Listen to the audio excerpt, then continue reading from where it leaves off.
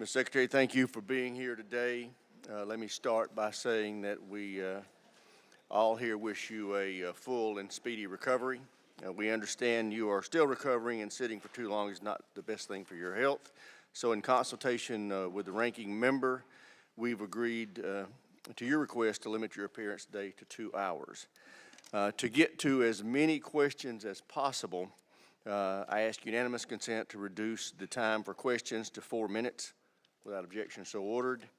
To members, if we can't get to you today, you please submit your questions for the record, and the Secretary has assured us he will get answers to those back in a timely fashion.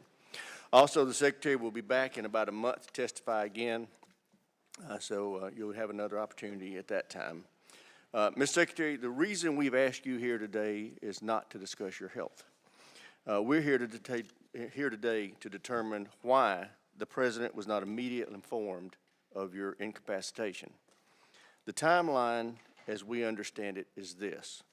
On the evening of January 1st, Secretary Austin was transported to the hospital via ambulance for complications stemming from a surgical procedure he had on December 22nd. On the afternoon of January 2nd, the Secretary's authorities were transferred to Deputy Secretary Hicks without her even being informed as to why. On January 4th, 3 days after the Secretary's hospitalization, Deputy Secretary Hicks and the President were first informed that Secretary Austin was in the hospital.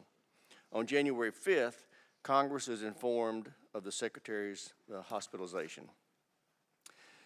It's totally unacceptable that it took 3 days to inform the President of the United States that the Secretary of Defense was in the hospital and not in control of the Pentagon. Wars were raging in Ukraine and Israel. Our ships were under fire in the Red Sea, and our bases were bracing for attack in Syria and Iraq. But the Commander-in-Chief did not know that his Secretary of Defense was out of action. Even the Deputy Secretary, the person to whom your powers were transferred, didn't know that you were in the hospital. Our forces conducted a pre-authorized strike on Iranian-backed militia in Iraq during this period. Had something gone wrong with the strike, or worse, if there was an attack on the United States, precious time would have been wasted while the President sought in vain to find his Secretary of Defense. The chain of command doesn't work when the Commander-in-Chief doesn't know who to call. That's why we want to know who made the decision to withhold that information from the President. And although you publicly stated you are solely responsible, you've also informed this committee that it wasn't you who decided to withhold the information from the President. We were led to believe your 30-day interval internal review would shed light on that matter, but it includes no explanation of why the President and his staff were left in the dark.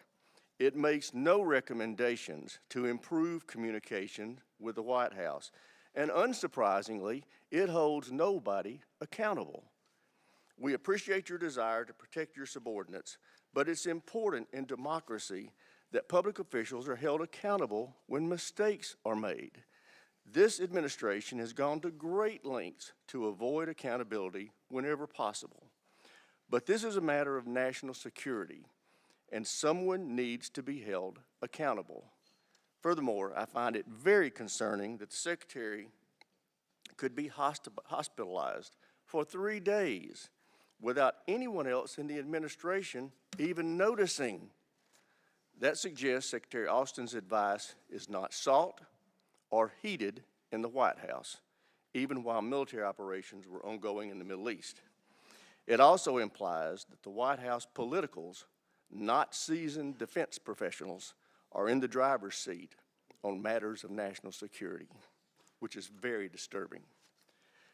Finally, beyond the immediate need to inform the President, Congress also has a right to know of secretarial absence or transfer of authority.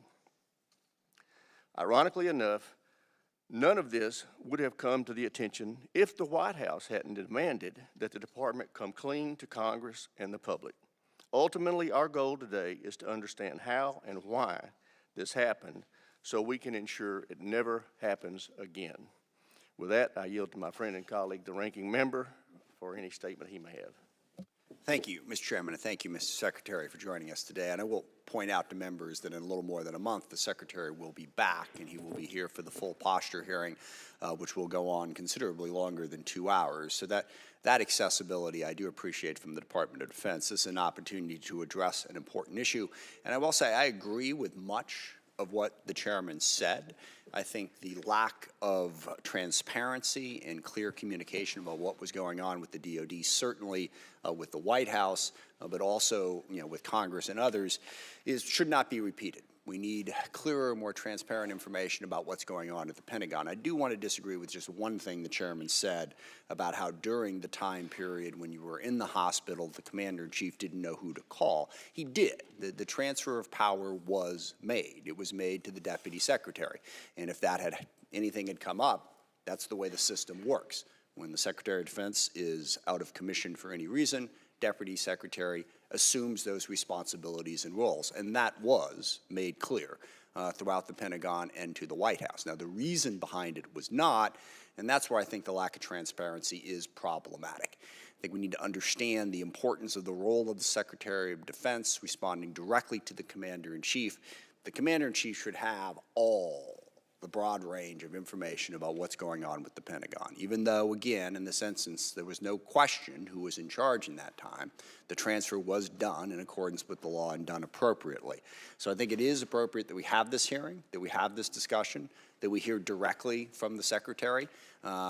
We have to work very closely with the Secretary as well as the Department to exercise our constitutional role of oversight of the Department of Defense. So to have those open lines of communication is crucial. I thank the Secretary for being here, being willing to explain that and take those questions. I do also want to emphasize that throughout this whole process, an incredibly complex threat environment. I think that's one thing on this committee absolutely everybody agrees to. There have been few times in our history when we've faced the set of challenges that we face right now. The war in Ukraine, the war in the Middle East, trying to make sure that it doesn't spread, the challenges that China continues to present, North Korea as well. Throughout that whole time, there is no allegation whatsoever that the Department of Defense was not completely on top of all of those situations. There was no instance where they were not doing their job to the utmost of their ability and in the defense of this country. In fact, I would point out that the coalition that Secretary Austin has been very responsible for helping to put together to stop Putin in Ukraine has been remarkably effective. And it's a testimony to Secretary Austin's leadership and the way the Department of Defense has been run on a day in and day out basis. I would also be remiss if I didn't point out that it would be helpful if the United States House of Representatives would be willing to allow a vote on the much-needed aid for Ukraine and the Middle East and to pass the appropriations bills the Department of Defense could desperately use to better carry out that job. But there's no doubt that the coalition that has been built has been incredibly successful. 2 years ago, when the war started, everybody assumed that Ukraine would be done in a month. Here we are 2 years later, and they are a sovereign democratic nation still, in large part because of the bravery of the Ukrainian people, but also because of the coalition that has come together to help protect them that the Secretary has led. Even in the Middle East, a chaotic and difficult situation, we have stopped that war from spreading. The response to the attacks and the tragic death of 3 U.S. soldiers in Jordan has for the moment blunted those attacks from the Shia militia. The Houthis are proving to be a much larger challenge in Yemen, but we have once again built a coalition to confront that challenge.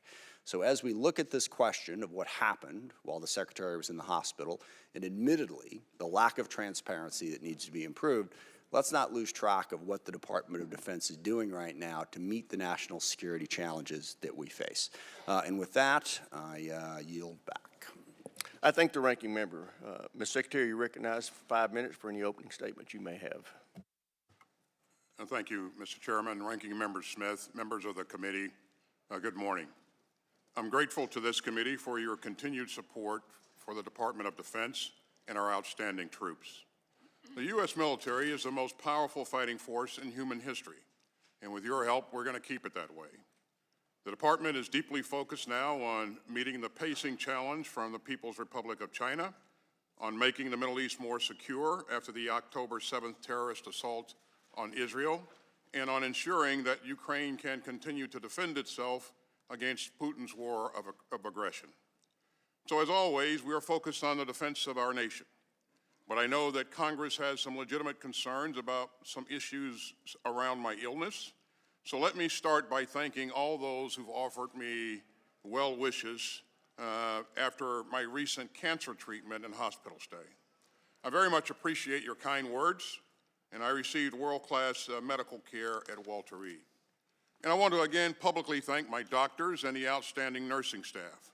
They expect me to be completely cured of my prostate cancer, which was caught early. And I continue to recover, and now I want to be very clear. There was never any lapse in authorities or in command and control. At all times, either I or the Deputy Secretary was in a position to conduct the duties of my office. But we did have a breakdown in notifications during my January stay at Walter Reed, and that is sharing my location and why I was there. And back in December, I should have promptly informed the President, my team in Congress, and the American people of my cancer diagnosis and subsequent treatment. Again, we did not handle this right, and I did not handle it right. As you know, I've apologized, including directly to the President, and I take full responsibility. I'm also taking responsibility for some institutional changes to make sure that this cannot happen again. It's not enough for me to pledge to do better. The system must be postured better to make the appropriate notifications when authorities are transferred. And my staff must be ready to carry all of this out. But let me be clear, I never intended to keep my hospitalization from the White House or from anybody else. That's why we immediately instituted changes to the way that the authorities can be temporarily transferred to my deputy and to the way that notifications get made. That's also why we conducted a 30-day review of the entire process. Now, because the review deals with the continuity of operations, its drafters wrote it as classified. But of course, we've shared that review with all of you. The 30-day review made 8 recommendations to me, and I've directed that all 8 recommendations be implemented. We put 2 in place already, and we're moving out quickly on the other 6. So let me quickly summarize them for you. We've made clear that we expect full information sharing when a deputy or another designated official assumes the functions and duties as acting secretary. We've issued written guidelines for clear information sharing between my staff and the deputy secretary's staff if these scenarios arise. And we'll ensure that the department officials in the order of succession are familiar with and supported for the relevant processes. And we're moving quickly to develop a mandatory reporting protocol for personnel who support me or the Deputy Secretary in situations that might affect our ability to perform our duties and functions. Of course, we already have continuity of operations plans in place, and we'll continue to review and update those plans as appropriate.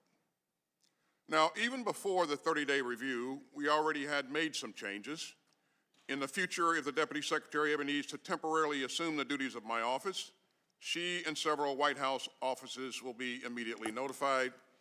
That includes the White House Situation Room and the White House Chief of Staff. The key officials across the department will also be notified, including the Deputy Secretary, the Chairman of the Joint Chiefs, and the General Counsel. And the reason for that assumption of duties will be included in writing. As you saw these new procedures in action during my hospitalization earlier this month. And finally, the DoD Inspector General is still working on his own independent review, which we fully support. Now, before I take your questions, I want to again make one thing very clear. At no time during my treatment or recovery were there any gaps in authorities, and there were no risks to the department's command and control. And from the time that I resumed my duties on January 5th, I fully participated in national security decision-making on events in the Middle East and about military operations in self-defense to protect our troops and our facilities over there. Again, we're moving swiftly to put some helpful new procedures in place, to prevent any lapses in notification. And I am confident that we will not experience the same issues in the future. So let me again thank you for the opportunity to be here today and for everything that this committee does to support, to stand by the mission and the people of the Department of Defense, including their families. I know you understand this, but one of the best things that you can do right now to support them is to pass a full-year appropriation. In doing so, we'll ensure that our troops get paid, that our civilian employees can stay on the job, and that we can continue to procure and field the very best capabilities to defend our country. We need the flexibility and stability that full-year appropriations provide. Mr. Chairman, Ranking Member Smith, I appreciate your leadership on that score, and I stand ready to assist you in any way. And with that, I'll be glad to take your questions. Thank you, Mr. Secretary. Chairman now yields his question time to the Chairman of the Subcommittee on Military Personnel, the gentleman from Indiana, Mr. Banks. Thank you, Mr. Chairman. Mr. Secretary, help us get this straight. At what point during your hospital stay did you or your staff decide that the President should know about your hospitalization? As I understand it, my Chief of Staff contacted the National Security Advisor and advised him that I'd been hospitalized on the 4th of January. At what point during your stay was the 4th of January?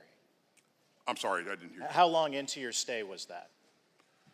Well, as we've pointed out, as it's been pointed out earlier, I was admitted to the hospital after you were on the 1st of hospitalized? January, right. Okay. Yes or no, did you tell your staff not to inform the President, anyone on your staff?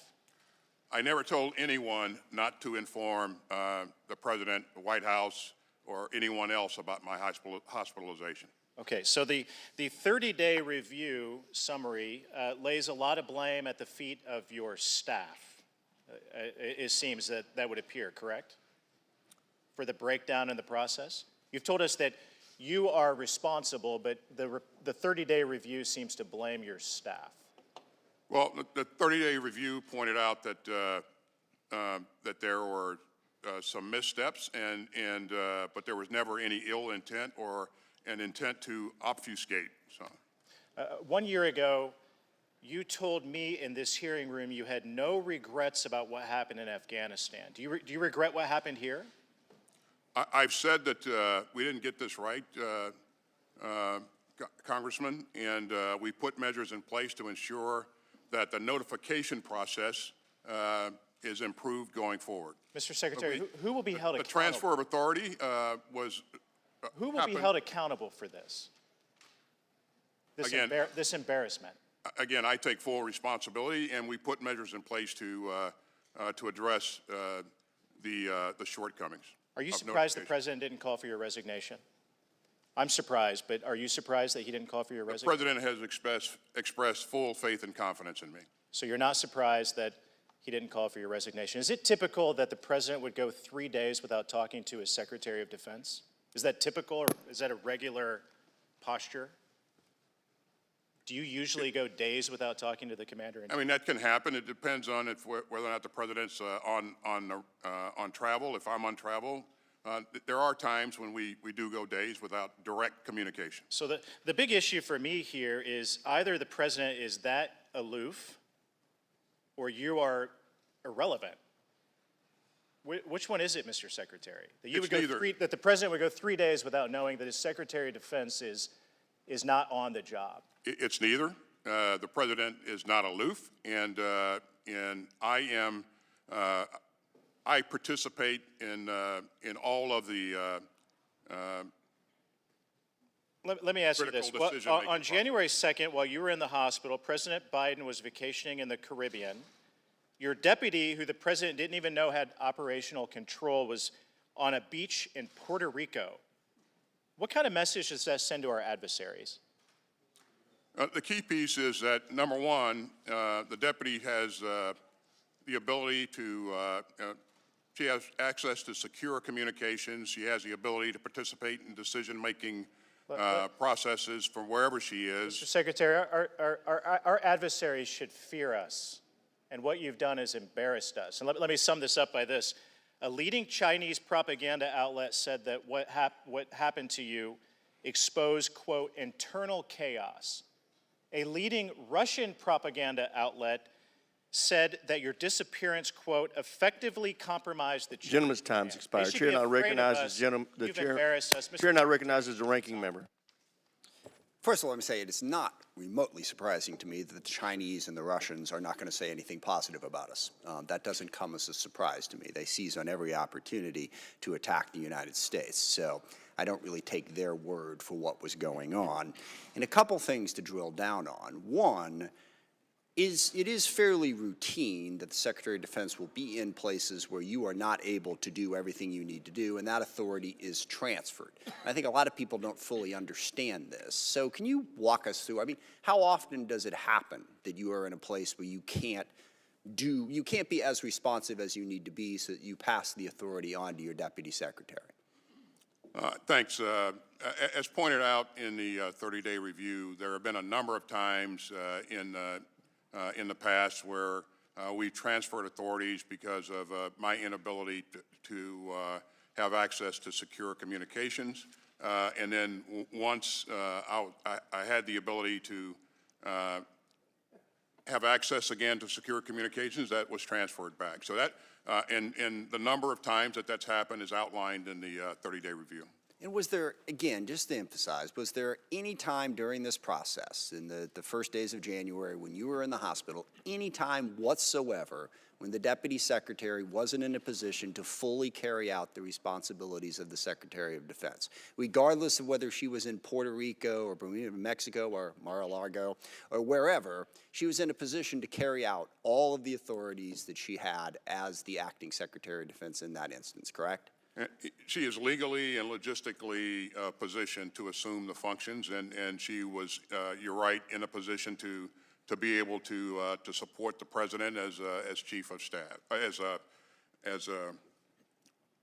he made decisions. So, Commander in Chief. So, she always has secure communications with her, just like me, and she has a situational awareness that's needed to be able to make effective recommendations to the president, and she, working with the chairman of the Joint Chiefs and also the combatant commander, would propose options for the president in any situation. Certainly, and one of the things I want to emphasize as this hearing goes forward is not to use this to the advantage of our adversaries, to use it as a partisan attack. There was nothing embarrassing about what happened here. There was nothing that makes us appear weak. The United States, as all of this was going on, as has been pointed out, was carrying out strikes against our adversary in order to protect our force.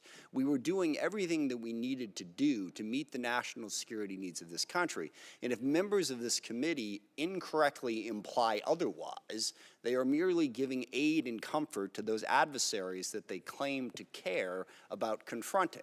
And I will also, one more time, emphasize that if we care about confronting our adversaries, rather than nitpicking the Secretary of Defense about his precise process in this situation, we should go ahead and pass the National Security Supplemental that the Senate has passed with 70 bipartisan votes to precisely meet those national security needs. Whatever Russia and Chinese propaganda machines may be cranking out about this situation, I assure you it pales in comparison to what they're cranking out about the fact that they think the United States is getting ready to abandon our ally in Ukraine.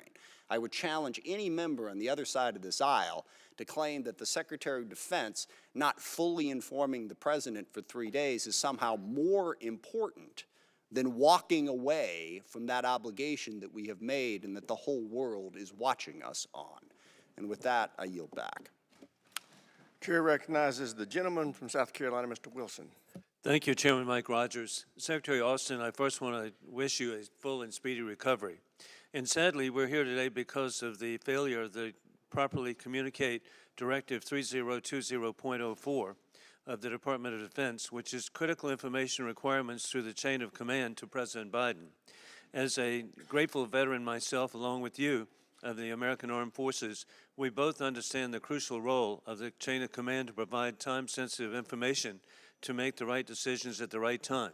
When communications fails, there is an increased risk to mission success, but more importantly, increased risk to the servicemen and women For this, to me, it's personal. As a 31-year Army veteran myself, having 4 sons who served in Afghanistan, Iraq, and in Egypt, and currently my district director is deployed in Africa, I just take this personally with the South Carolina National Guard, that your service is just so critically important.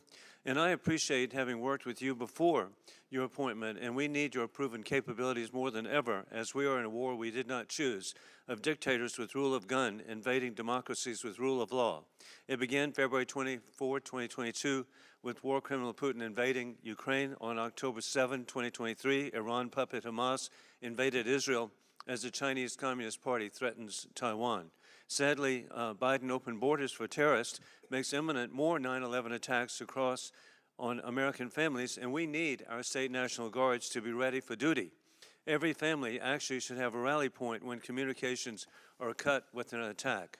With the current global threats, today there are attacks on American and our allies by Iran in the Middle East. Would the lack of proper communications degrade our ability to respond?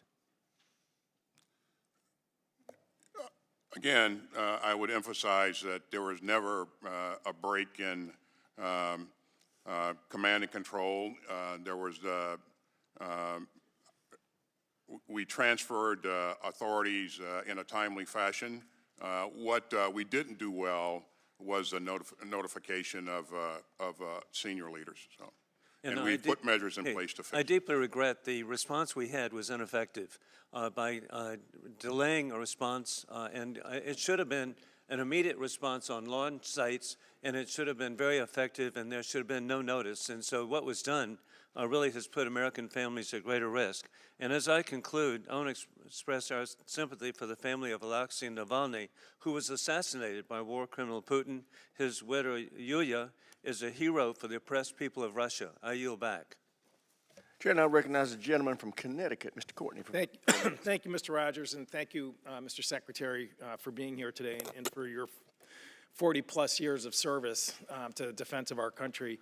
Again, just to sort of walk through one more time about the fact that there was no gap in terms of authorities and who was in control of the department. You went into critical care on January 2nd. Your staff then executed the law in terms of notifying the Deputy Secretary of Defense that she was in charge, and as a result, I mean, it was seamless. There was just never any moment where there was any absence of authority within the department. Isn't that correct? That's correct, sir.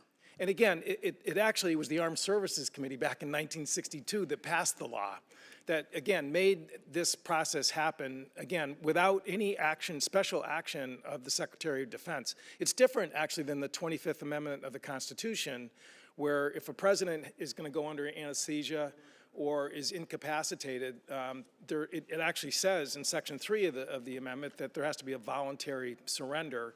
Again, going back to President Reagan, he actually executed documents, filed it with the Congress, notifying that that was going to happen. That's not the way the law works for the Department of Defense. Again, it happens, again, if the Secretary is unable to perform duties, then that's it. The Deputy Secretary is in charge. Isn't that correct? That's correct, sir. And then on January 8th, before even the 30-day review or any of the recommendations, you already moved to put into place a regulation that basically states that this now will be communicated in all instances to the President of the United States, so that the whatever confusion surrounding the lack of communication now has been now codified at the department to make sure it doesn't happen again. Isn't that correct? That's correct, sir. And we had the opportunity to put those procedures in play when I went back to the hospital on February 11th, and it was there was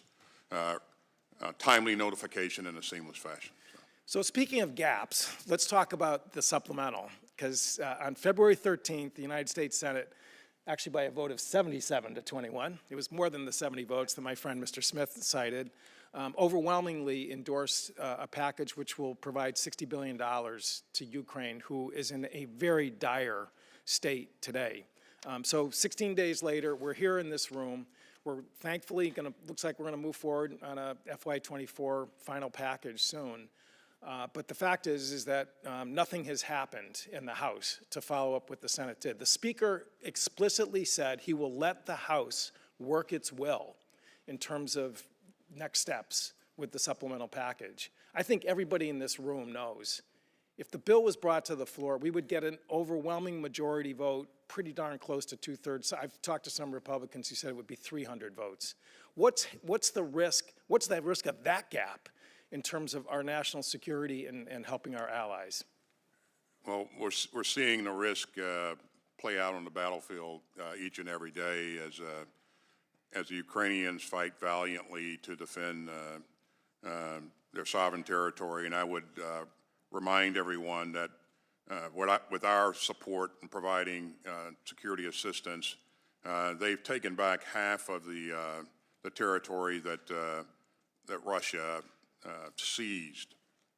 But each and every day, we see the Russians continuing to push and make incremental gains, and that's very troubling. And without our support, the Ukrainians will be outgunned in terms of artillery, and they'll also be at risk because of lack of adequate air defense. Gentleman's time's expired. Chair now recognizes the gentleman from Ohio, Mr. Turner.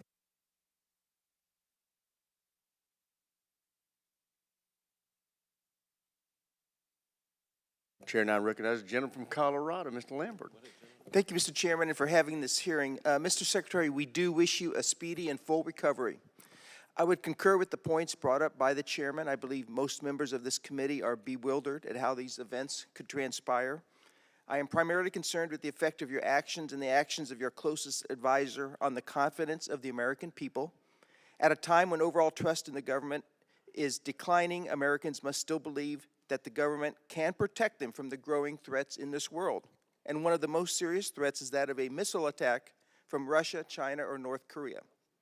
I chair the Strategic Forces Subcommittee and am charged by the chairman with the oversight of our entire nuclear arsenal, including the command and control of our nuclear forces. Every day, our service members who maintain and operate the weapons systems that employ these destructive weapons are ready to act within minutes of receiving a valid order from the President that flows down through you or your designated representative. Today, many on this dais will speak about disruptions in chains of command. I will say that the most dangerous change of command to break is that which communicates orders to our missile silos, ballistic missile submarines, and strategic bombers. We will only deter attacks on our homeland if our adversaries are assured that we are capable and willing to respond in kind, massively, if necessary. Not only is our homeland threatened by adversaries' ballistic missiles, but will increasingly be threatened by hypersonic missiles. So all of these attacks are a matter of minutes, not hours. We can't afford to have the continuity of our nuclear command and control fail for even a minute. My district of Colorado Springs is home to the Cheyenne Mountain Complex, which is the primary site of our Missile Warning Center. The Missile Warning Center maintains an unblinking eye that buys the President and the Secretary of Defense critical minutes. In a crisis, they initiate the conference between the National Military Command Center and those in the chain of command. So, Mr. Secretary, my question is, when did the National Military Command Center become aware of your hospitalization? The chairman of the Joint Chiefs was notified on, as I understand it, on the 2nd of January, and so the entire staff would have been notified at that time. Was the Military Command Center informed that the Deputy Secretary of Defense had authority transferred to her? When the transition takes place, there's a message that goes out to all of the key stakeholders, and so yes. Yeah. And when was that message sent out? 2nd of January. The 2nd of January. Was there we talked about seamless. It sounds like there was a gap between the 1st of January and the 2nd of January, or am I mistaken? No, the 1st of January, while I was in the hospital, I could still, I still had the ability to access communications, and so I retained the responsibilities. On the 2nd of January, as I was admitted to critical care. It was determined that I would not have access, my communicators would not be able to provide timely access to communications for me, and so the decision was made to put the process that's in place in play. So. Okay, thank you, Mr. Chairman. I yield back. Chair, I recognize the gentleman from California, Mr. Garamendi. Thank you. Just a very quick summary of the law. If the President decides to launch nuclear weapons, the Secretary of Defense is not in the loop, which probably ought to come to our attention. Maybe we ought to make sure that the Secretary is in the loop, but by law he is not. With regard to the really important issues that face us, Mr. Secretary, we wish you well on your cancer treatment and your return to full health. You have an extraordinary service record. We note, if we care to understand, that it was your work, together with the President's, that assembled the support in Europe, NATO and the European Union, necessary for the Ukrainians to receive the support necessary to repel the Russian invasion. And you continue to do that. And I thank you for that extraordinary work. I will note that while we are spending our precious time, at least I think it's precious, on taking you and the administration to task, we are failing in our responsibility to fund the Department of Defense. We're now 5 months late in the appropriation process. It is the responsibility of the Congress to provide the appropriations, and we are not doing so. We're on our 4th or 5th continuing resolution. We are derelict. Not you, sir. It is the Congress of the United States and the leadership in this House that is failing to meet the national security needs of this nation.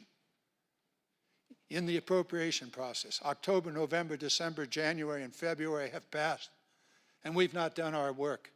And we're spending our time here taking you to task. That's wrong. We're failing. Let me put it this way. The leadership in this House is failing. We have a supplemental appropriation, absolutely necessary for the defense of Ukraine.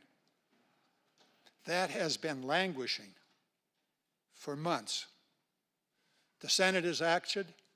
This House and the leadership of this House has not acted.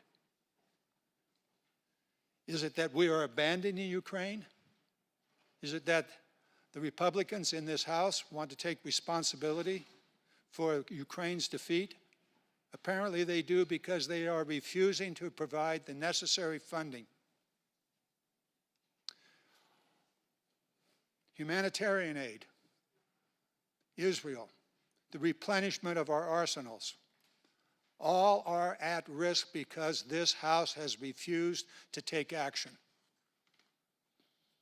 Mr. Secretary, it is not you that are the problem. It's not what happened in your health emergency. That's the problem. You've laid out clearly that that has been resolved, that standard operating procedures were followed and will be even more so in the future. Thank you for your testimony, and thank you for putting that in place. When will this committee actually stand up for the defense of this nation? When will my colleagues on the Republican side of this committee find the courage to get the job done? 5 months have passed. The dereliction of duty is not yours, sir. The dereliction of duty is right here on the dais. Mr. Secretary, 17 seconds. If you'd like to comment on the necessity of getting the job done, please do so.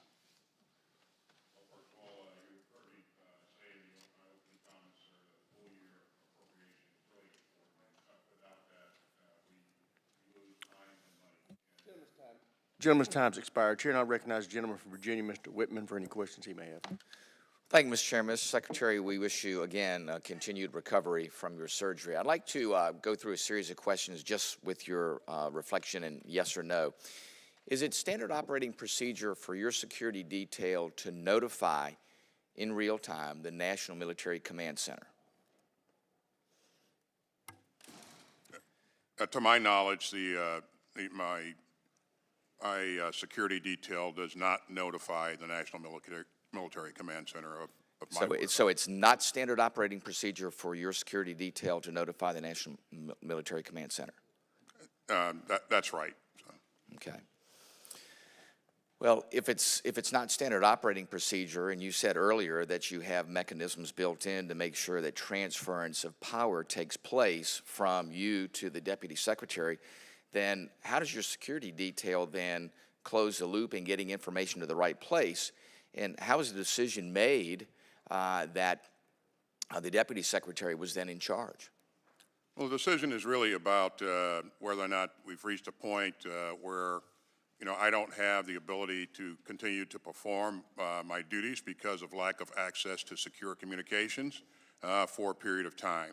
And that triggers the process that's established being followed, and that happened pretty quickly, and I think that they made the right decision. So if it's not standard operating procedure then for your security detail to notify the National Military Command Center, which is the nexus for how information gets to the right place, so when issues of national security come up, the White House is informed because it's the National Military Command Center who's in charge of informing the White House.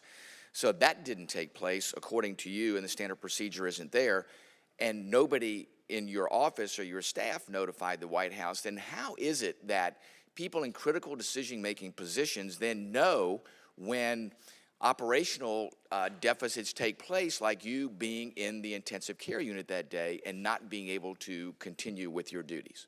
Again, by law, if I don't have the ability to execute my duties because of any reason, and in this case it was because of lack of access to secure communications, by law, the deputy assumes the roles and responsibilities. Listen, I understand the law. The law is clear, but the law doesn't assure that there's continuity in operations and that people in critical positions know the current situation. So if something happens, the right decisions can take place in real time.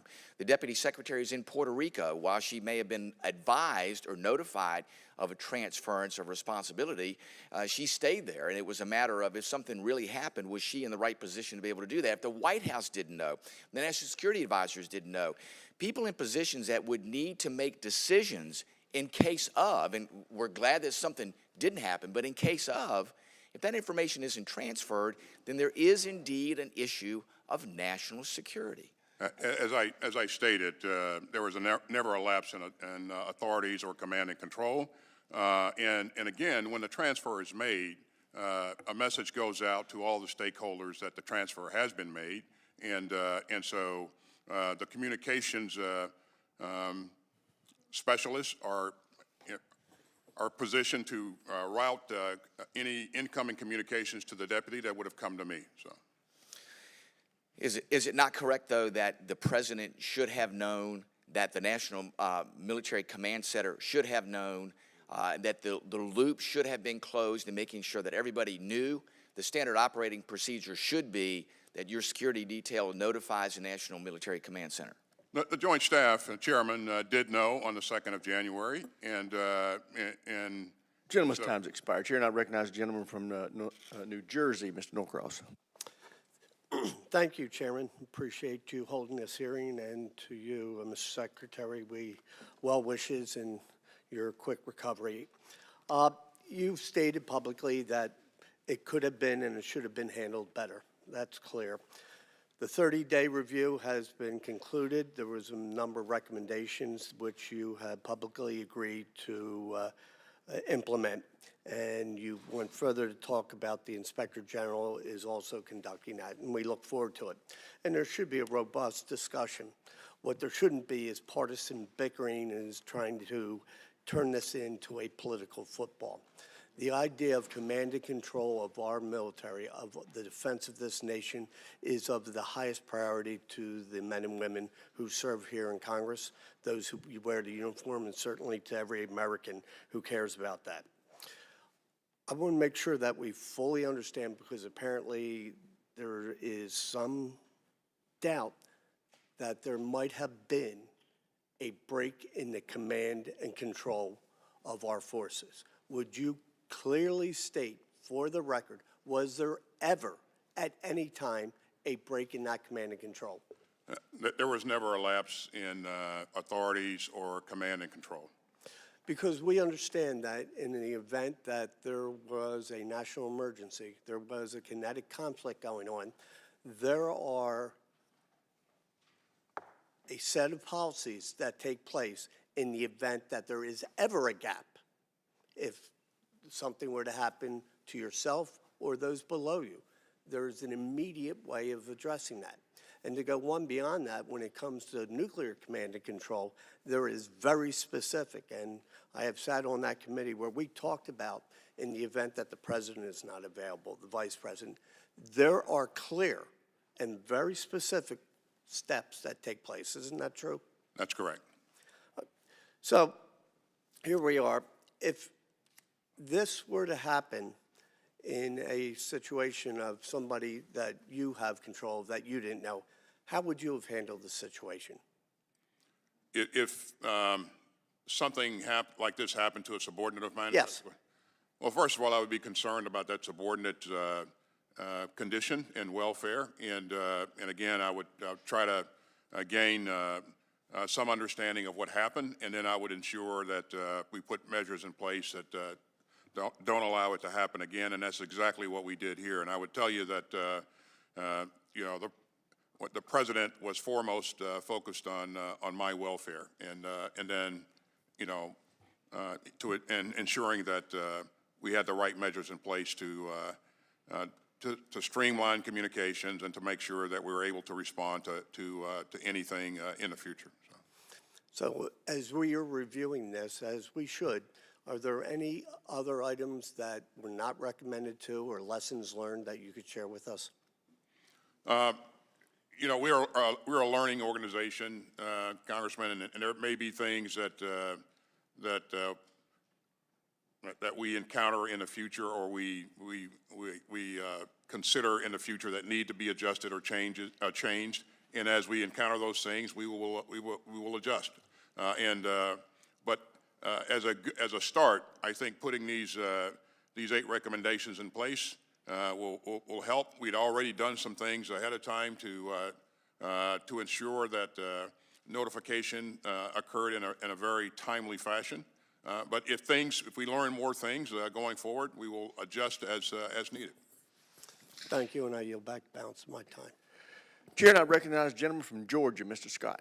Thank you, Mr. Chairman. Mr. Secretary, I certainly wish you a speedy recovery. I want to focus on the December 22nd date. That's the one I have the most difficult time with. I understand the other one was an emergency procedure where you were taken by ambulance to the hospital, if I'm correct. Is that right? The January procedure was emergency? The January event was an emergency. I took an ambulance to the hospital. That's right. But the December 22nd date, when did you know that you were going to have surgery on December the 22nd? Well, I scheduled that surgery about a week prior to the actual surgery. Okay. I could lock in a date, and I took leave in order to do that, and I made sure that we transferred authorities to the deputy that day, and I resumed my duties the following day. Okay, so you took leave, but you knew that you were going to take leave a week before the 22nd, correct? That's right. That's whenever you scheduled the surgery on for the 22nd, that would be when you knew. But she was not notified until the day of the procedure, is that correct? This was coordinated several days before, so I don't know the exact date when she was notified. But okay, well, according to what we have, it appears that she wasn't notified. She was basically transferred the authority, but wasn't given the reason for the transfer of the authority. And I guess that's the thing I have the hardest time with, is not the emergency procedure, but it is knowing a week in advance that you're going to be under anesthesia, out for 48 hours, give or take some time there, and why she wasn't notified at that time that she needed to be prepared to receive the authorities at that stage. My understanding is that she was in Puerto Rico, not in continental U.S. at that time. Is that correct? That's not correct. Okay. 22nd, she was in the States. Okay, she was in continental, okay. I just think when we know that you as the Secretary of Defense, there are 435 members of the House, 100 members of the Senate, but there's one Secretary of Defense.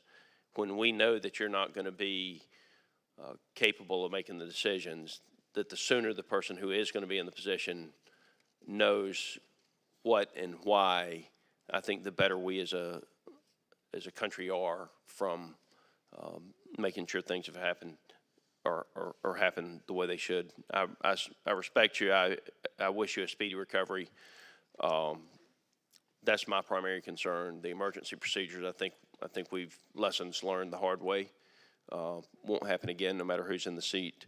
I want to say this with regard to some of the comments that have been made about Republicans and who we want to win in Ukraine. Let me assure you, we want the Ukrainians to win, and we want Putin to lose. But one of the key things that many of us have asked for, that have voted for the Ukrainians repeatedly, is the enforcement of the sanctions against Russia.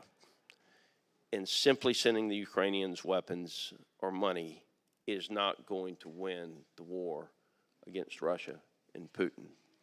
The sanctions have to be enforced. That is something that I have personally asked for in the package that's coming to the floor, and something that I think those of us who know the issue recognize it's more than just weapons and money that Ukraine has to have to win the war. With that, Mr. Secretary, I wish you the best and certainly keep you in our prayers. Chair now recognizes the gentleman from Arizona, Mr. Gallego.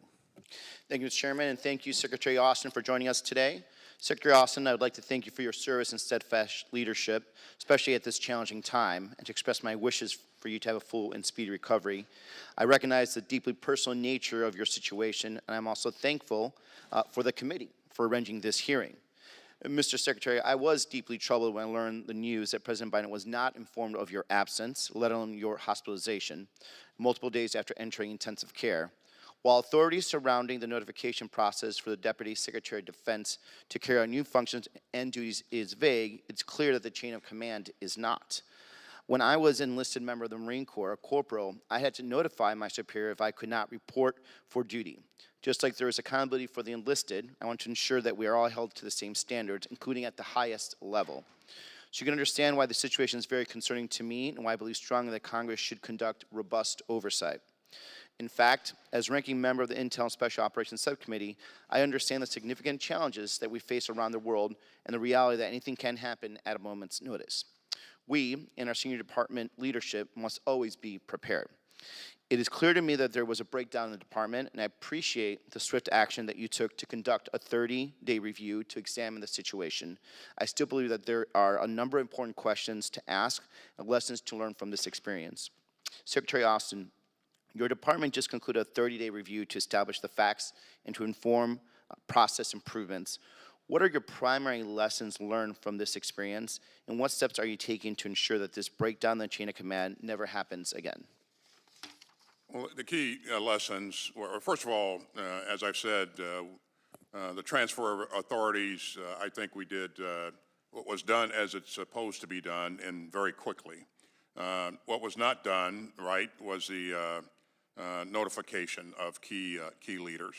And so the lesson learned is that everyone in the environment and the process needs to have a clear understanding of steps to follow for notification when things happen.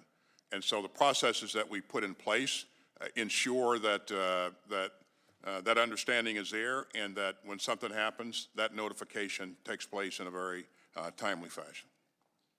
And just to follow up, Secretary Austin, in terms of the transferring your position's authority, do you believe that there's room to grow in that area, just to make sure it's smoother and less opaque?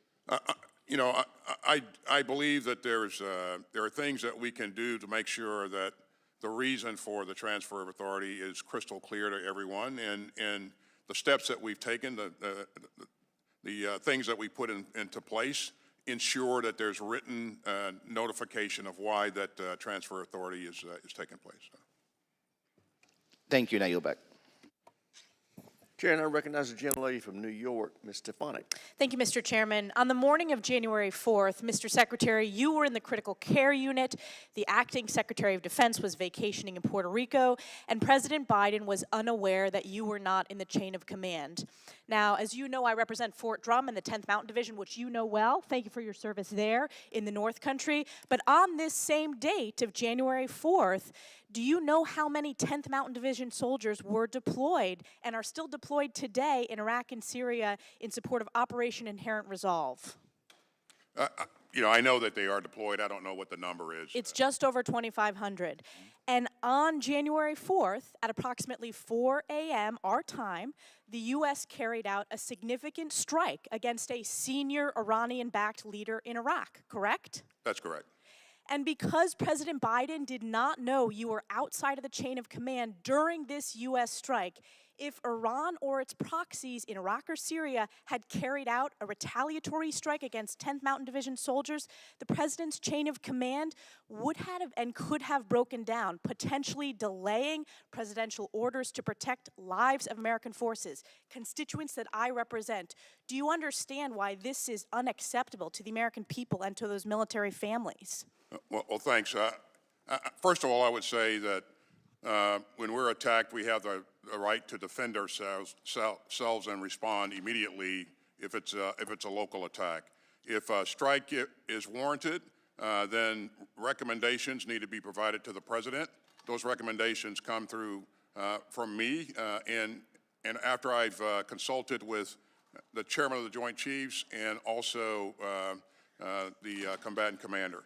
The deputy secretary would have done the same thing, and she has all of the capabilities and situational awareness to do that. Except the president wasn't aware. The president of the United States was not aware that you were not in the chain of command. So God forbid there was a retaliatory strike. Yeah, that would have caused potential delays, and it is unacceptable. Let me ask you this. What disciplinary action would a junior service member face if he or she failed to properly notify their chain of command and failed to report for duty? If a service member was in a hospital, I think the chain of command would be concerned about why they're in a hospital and make sure that they're doing the right things to take care of them and their families. But don't you think it's their responsibility to notify their commanding officer? I think the answer is yes. Possible, yes. In my case, I would expect that my organization would do the right things to notify senior leaders if I am the patient in the hospital. Yeah. It is unacceptable, and you have admitted as such that there was a breakdown in communication with the President of the United States, and I highlight the exact time, 4 a.m. January 4th, when you consider 10th Mountain Division soldiers and the potential for a retaliatory attack. That breakdown is unacceptable, and you said something very important. You said there was never a break in command and control. But yet the President of the United States was not aware that you were outside of the chain of the command. So is the President not a part of this command and control? Don't you believe that the Commander-in-Chief and the SecDef, that is critical for command and control? He is clearly at the top of the chain in terms of command and control. But what's important is that we provide him with credible options and that he can pursue to address any situation. And it would have happened in this case because except he was unaware. So what's important is the president was unaware of this breakdown in command and control, and you were not there in terms of who he would hear from. Time's expired. Chair, and I recognize gentleman from Massachusetts, Mr. Moulton. Thank you, Mr. Chairman. Mr. Secretary, I came to know prostate cancer as a child through my grandfather, and so at a very personal level, I hope for your speedy recovery, and I know that's a sentiment shared by everyone here today. And we are heartened to hear you are expected to be fully cured. Mr. Secretary, you and I were both trained as infantry officers, and I spent most of my time in the Marines, not as a general, but as a mere lieutenant. There are thousands of situations like this with his or her command. A situation in which they had one of their subordinates hospitalized? Or a lieutenant himself or herself were hospitalized? Well, I would advise a lieutenant to make sure that they're doing everything to learn more about what happened and also to ensure that we're taking care of that particular soldier.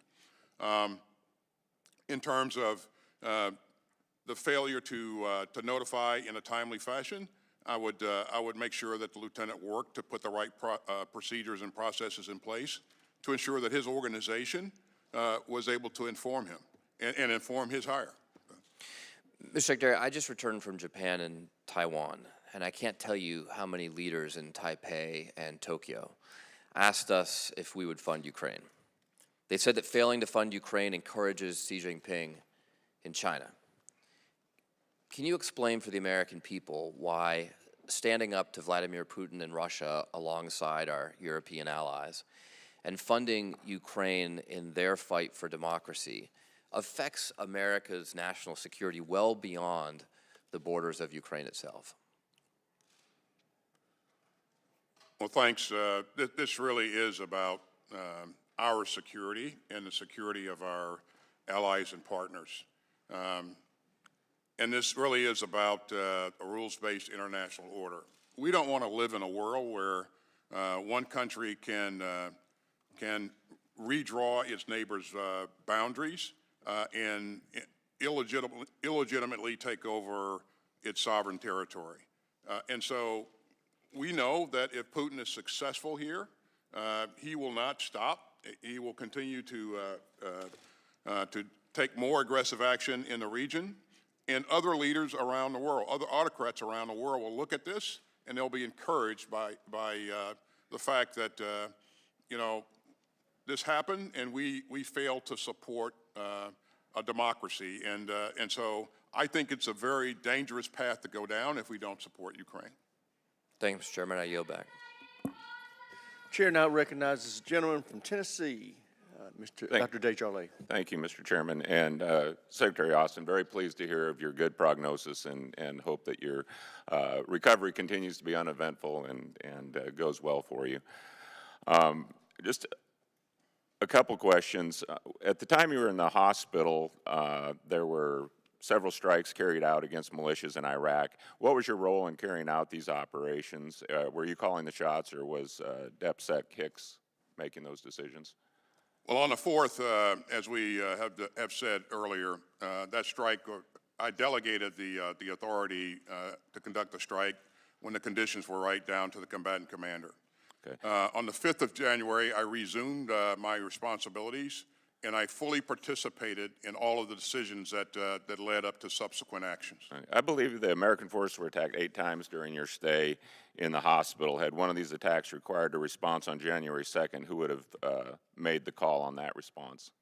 It would have been, well, the president always makes the call, and it's based upon the input that he gets from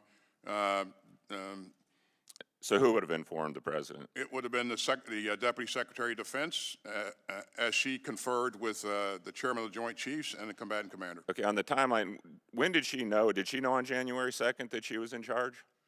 She knew on January 2nd that we had transferred authority, yes. When did she found out on January 2nd? Yes, that information was clearly provided to her staff, and I'm sure she understood that. So. Okay, now, a lot of times our staff are very loyal, as they should be, and you know, some of the blame has been cast on your staff. Did you ever explicitly direct anyone to keep your condition from the White House on your staff? As I said earlier, I never directed anyone to keep my hospitalization from the White House. Okay, did you ever direct your staff or others to keep the status of your condition from the public or any other senior officials? No. It's been reported that when you returned to the hospital on January 1st, an aide told the dispatcher, "Can I ask that the ambulance not show up with lights and sirens? We're trying to remain subtle." Did you direct the aide to say that? What I told my assistant to do was call an ambulance, and that's all that I told him to do. Has anyone been disciplined for doing something that you did not tell them to do, namely actively suppressing information pertaining to your condition? Again, as it pointed out in a 30-day review, there was a lot of things that happened, but there was no evidence of an intent to obfuscate or willingly conceal something. And so at the end of the day, as I said earlier, I take full responsibility for this. We didn't get this right. We put the procedures in place to ensure that that this doesn't happen again. Okay, well, I respect that you take full responsibility. Let me ask you this, Secretary, and I'll finish with this. If a member of the Armed Services fails to report for duty and went missing for 4 days without informing their superior, they would likely face repercussions, isn't that correct? If, I would point out that I was in a military hospital in the Washington, D.C. area with. But I'm talking about somebody, one of your subordinates. If they did that, they would face repercussions and perhaps even be dismissed depending on the circumstances, correct? If they didn't report for 4 days. Yeah. Okay, and so I'll just finally ask, why shouldn't you face some discipline under these circumstances? You put yourself above the man? I do not, and I have, as you know, I served 41 years in the military in uniform, and so I understand the challenges, and I understand that, leaders have to set the example. Again, I said that we didn't get the notification right. Again, I was the patient, and so I expect that my organization Gentleman's time's would do expired. the right Chair, I thing to recognize notify the her. gentleman from California, Mr. Khanna.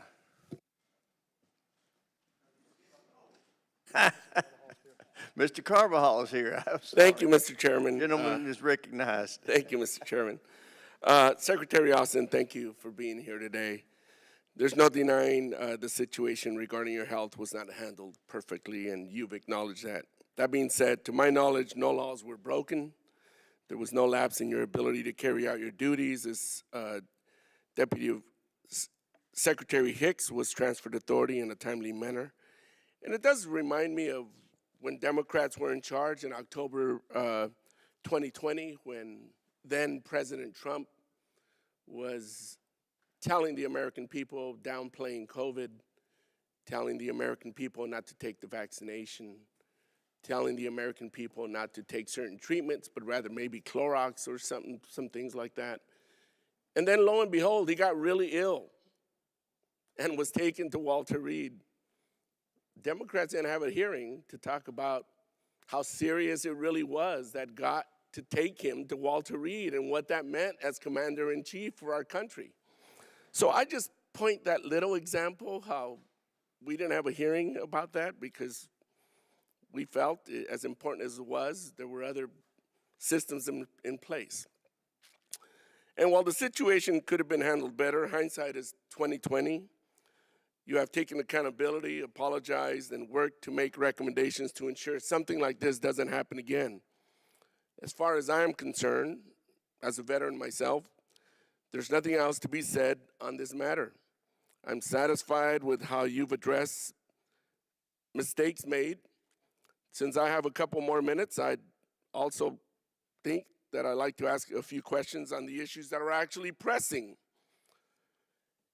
Can you speak to how continuing resolutions affect our national security and readiness?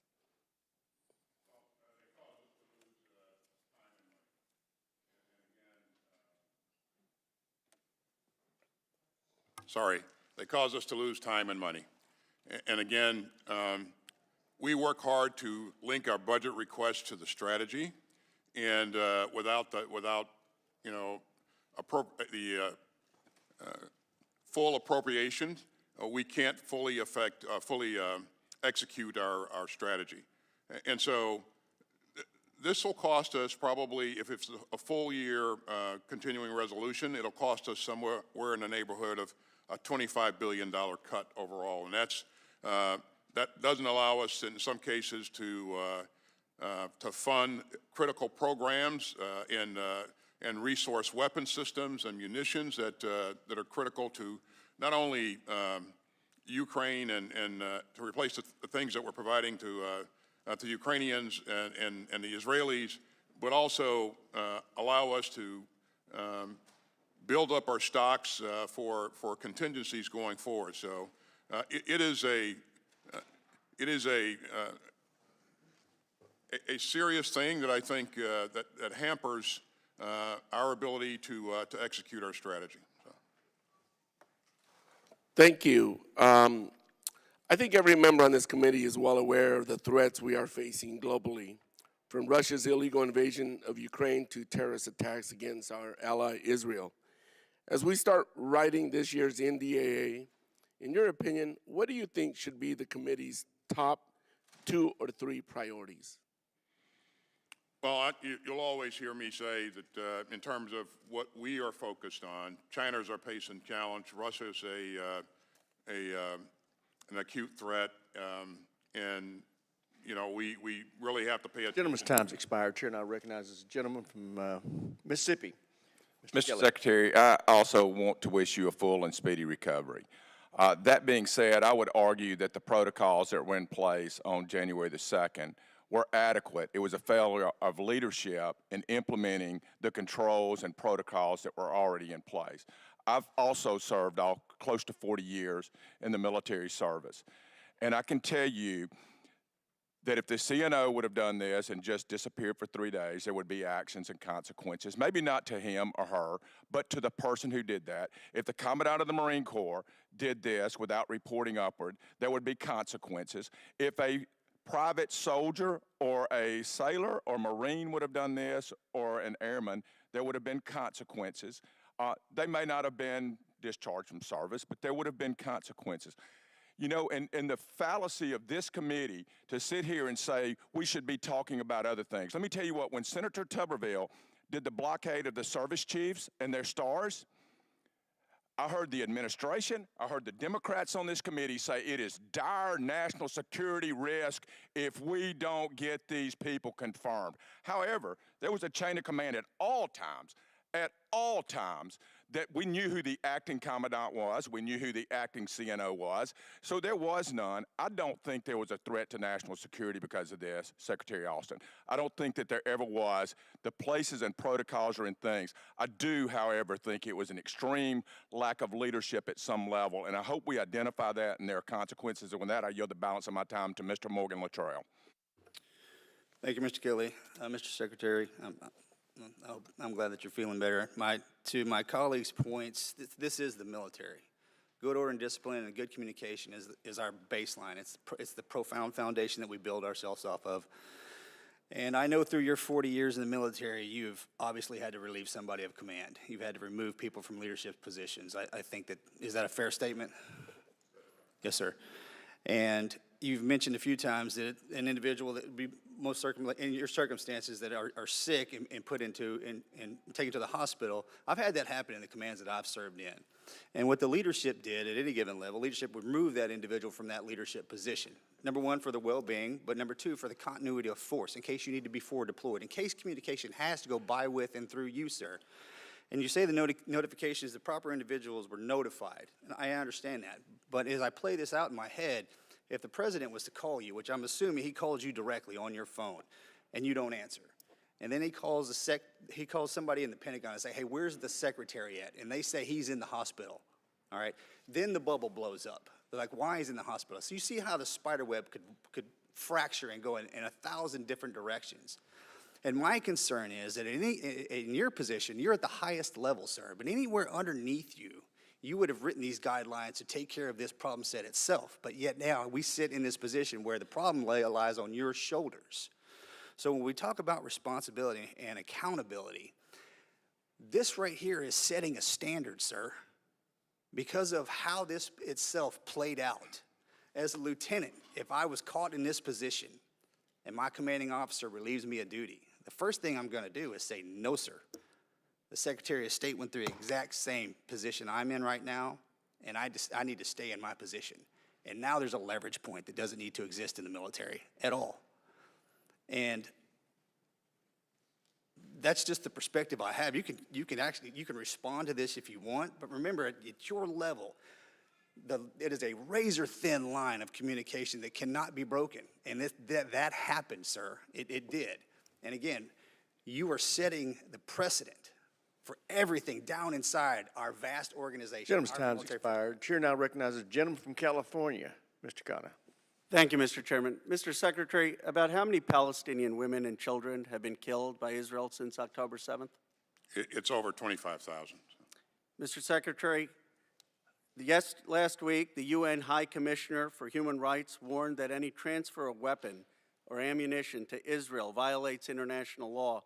About how many precision-guided munitions has the United States given Israel since the beginning of the war? I don't have that number at my fingertips, but we have endeavored Mr. Secretary, it's about 21,000 precision-guided munitions to Israel since the start of the war. Secretary Austin, last week you spoke to Defense Minister Gallup, and you said clearly there needs to be a plan to ensure the safety and support of those sheltering in Rafah before any military operations proceed. National Security Advisor Sullivan has said he has not seen any plan yet. John Kirby said it would be a disaster to invade Rafah. If Netanyahu defies the United States and invades Rafah, will you commit today that you will halt any future military sales to Israel? Obviously, sir, that's a presidential decision, but you know, we expect that. And by the way, I spoke to Minister Gallant last night, and I expect that when we provide munitions to allies and partners, that they'll use them in a responsible way. But would you make a commitment that they defy what we're saying and they violate international law, by the way, which is opposed to National Security Memorandum 18 and National Security Memorandum 20, that if they don't do what we're saying, that we would halt those arms sales or transfers? Again, the decision to halt the provision of security assistance would not be mine. It would be. What would you recommend?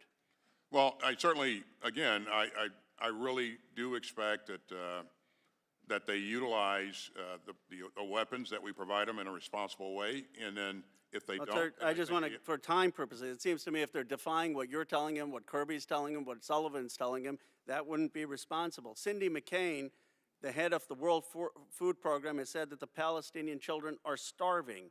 Extremist settler Stomrich, Israel's finance minister, stopped American flour, which our taxpayers paid for to get into Gaza.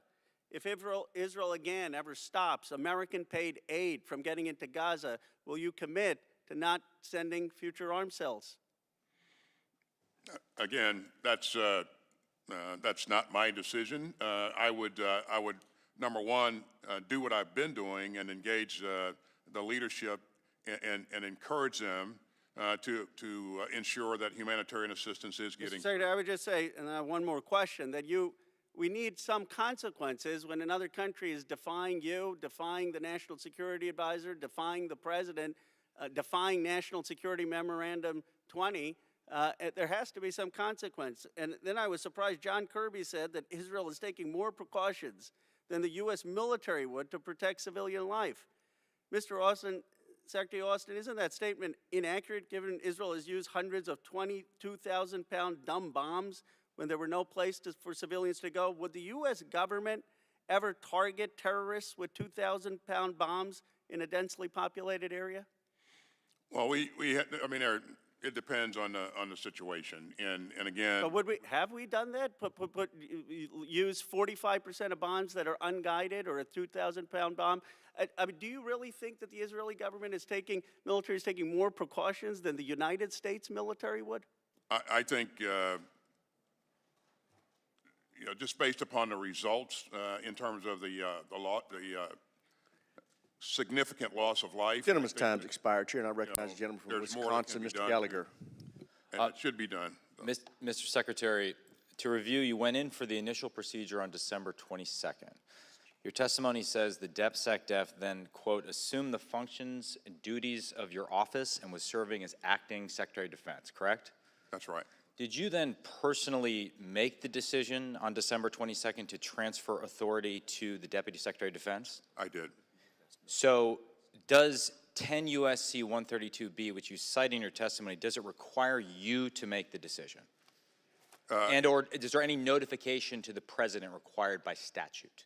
It does not. By law, if I'm unable to perform the duties of the office, then the responsibilities and authorities transition to the Deputy Secretary. And you can assure us today under oath that you, and you alone, not a military aide, made the decision to execute the TOA to the Deputy Secretary of Defense? On December 22nd? Yes.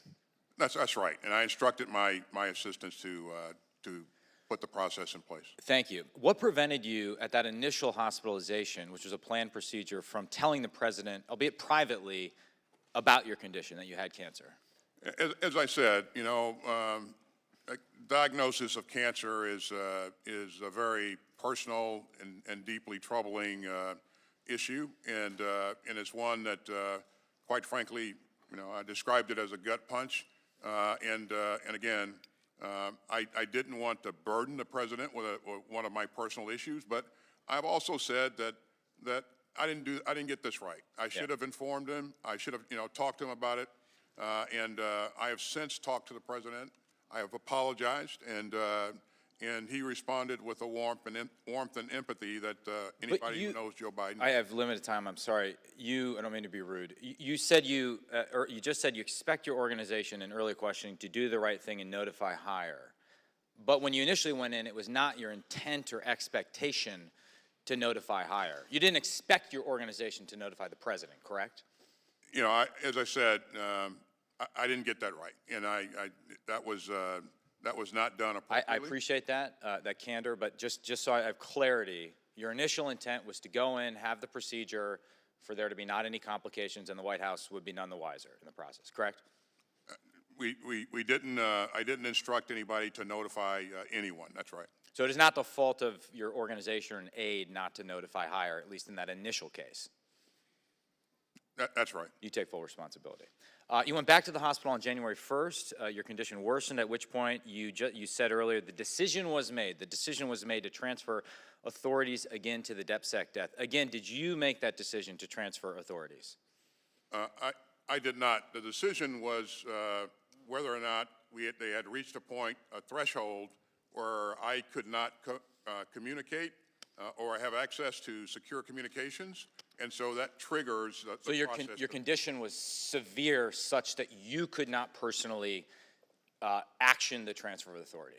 The issue was, number one, they could not get to me, but number two, it was access to secure communications. It had nothing to do with my physical condition at the time. And yet the decision was made.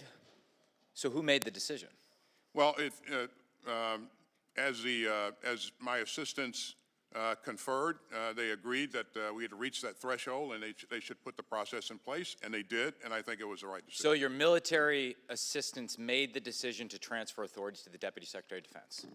The military decision, the military aides made the decision to without any initiate the process, right? In the chain of command? Yeah, I mean, the law says that if I'm unable to... Gentleman's time's expired. Chair, and I recognize the gentlelady from Pennsylvania. Mr. Secretary, thank you for coming here and for sitting with us. And I wish you good health and a speedy recovery. We had a conversation earlier this week where I expressed my disappointment in some of the decisions that were made by you and by your team, and my personal experience being a young lieutenant in the military, and what I would have expected my own self to do in those circumstances. But that's not what we should be talking about today. What we should be talking about is, rather than your health or those decisions that were made around them that are putting us as a nation and us as a world in peril, rather the inactions of Congress right now, and specifically this House right now, and specifically the Speaker of the House, Mr. Johnson, right now, is putting us and this world in peril. Last evening when I left votes, it was dark and it was raining, and I was intercepted by some people with Ukrainian flags, and one held a sign that said, "It's 1939 again." And it really struck me and literally brought tears to my eyes, because it really genuinely is, and not an exaggeration to say that it's 1939 again. When I was in Lithuania earlier this month with one of the undersecretaries of Ministry of Defense, he also was near tears with his concern about what would happen if Ukraine fell, and what would happen to places like Lithuania, Estonia, Moldova, and Europe. When I was recently in the Horn of Africa with a gentleman who had served honorably in our military and was now a contractor with our defense services, he bemoaned, was worried about the fact that he would not allow his now 15-year-old ever to serve in the military for fear that he would die in combat. Because I believe he was thinking that because it is indeed 1939 again. So what are we doing? We are sitting here for hour upon hour of time that the 50 of us and the 435 of us could be spending voting on things like Ukraine and the Ukraine supplement so that we can prevent 1939 from happening again. So my questions to you, real briefly, is whether you could reflect on how our allies are perceiving this from a DoD's perspective, and whether you are concerned whether Russia might continue on in its war in the continent, and whether she is watching.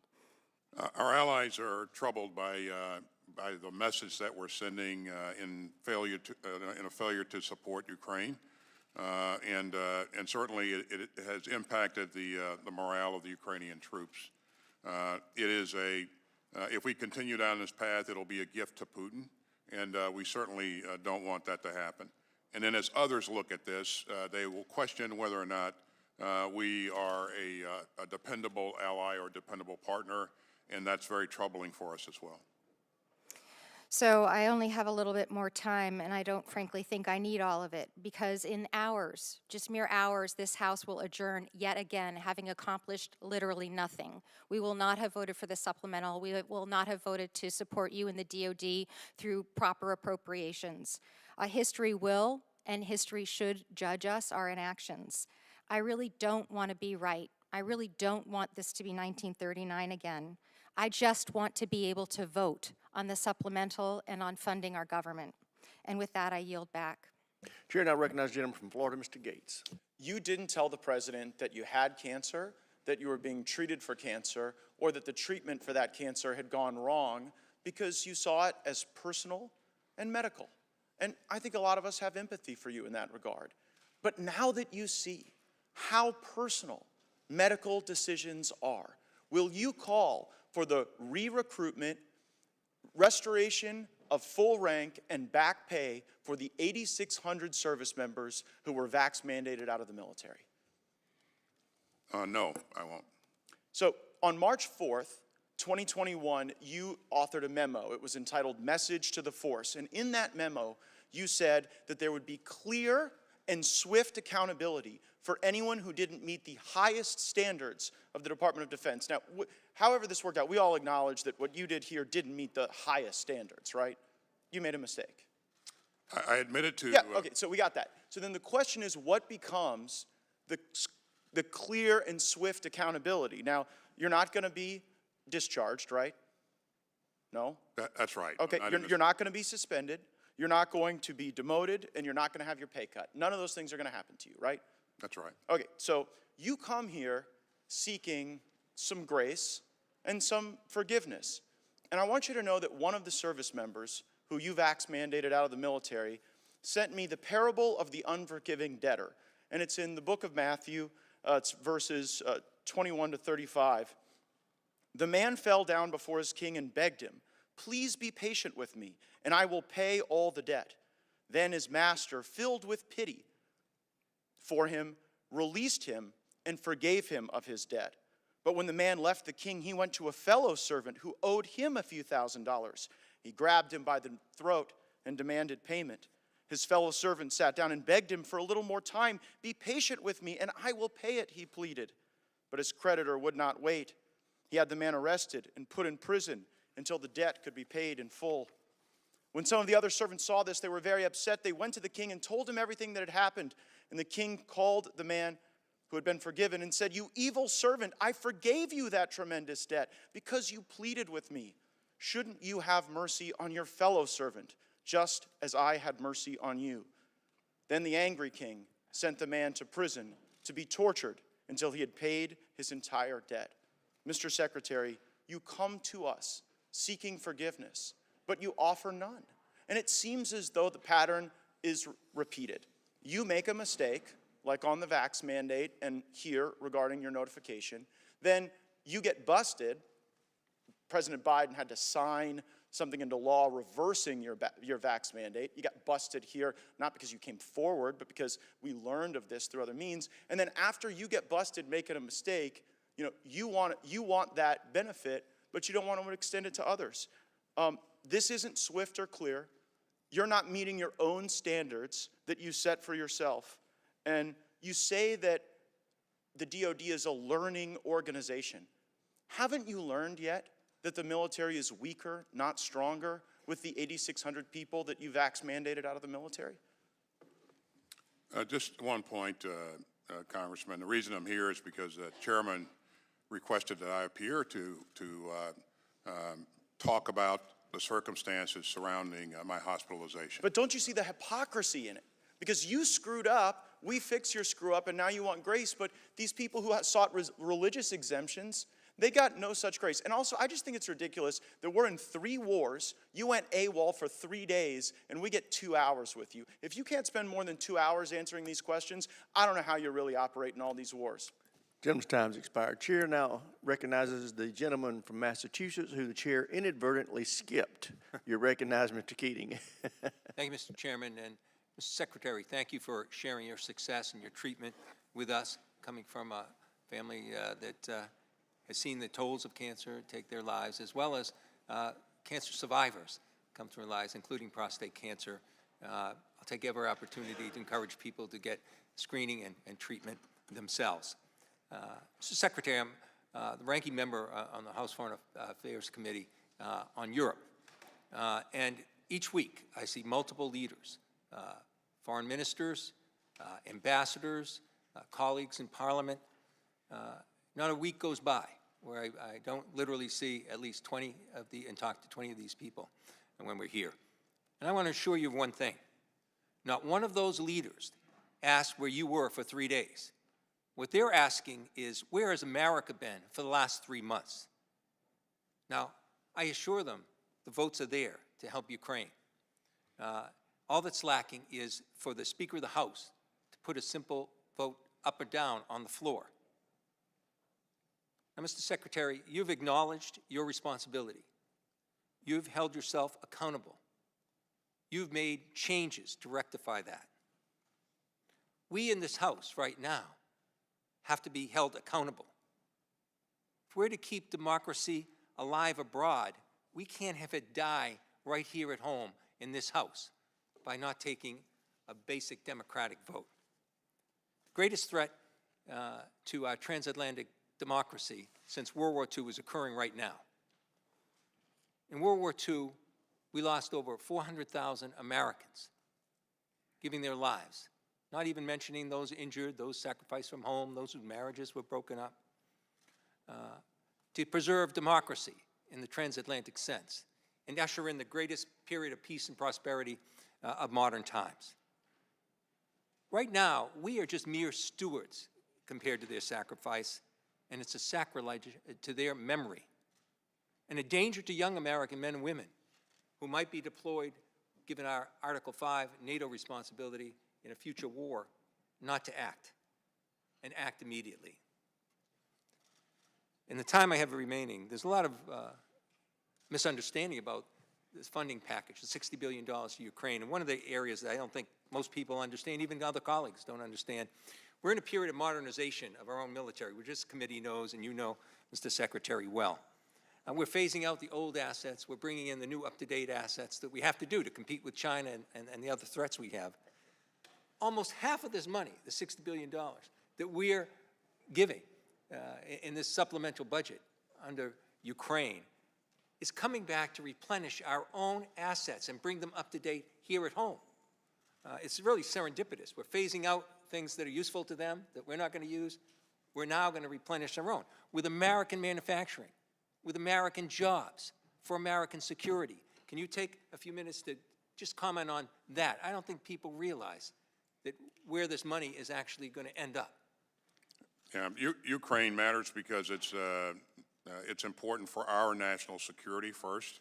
But you know, you're right, Congressman. The investment, or as we provide resources to Ukraine, we replace those resources with more up-to-date equipment in our own inventory, and that all flows through factories and in various states around this country. So there's billions of dollars that go into expanding our production lines and increasing our capacity. So this benefits us as much Gentleman's as it time's does. expired. Chair now recognizes the gentleman from Florida, Mr. Waltz. Thank you, Mr. Chair. Mr. Secretary, we wish you continued improvement to your health, but This hearing today isn't about you. It's not about your privacy. It's not about what you desire. It's not about your health.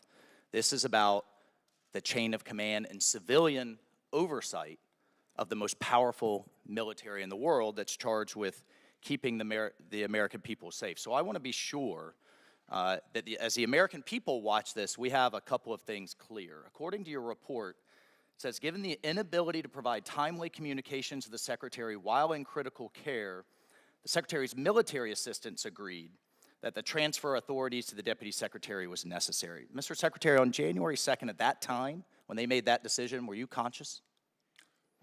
I was conscious, yes. Okay, so you were able to make that decision yourself. You were of sound mind to make that decision yourself. They did not have access to me to be able to.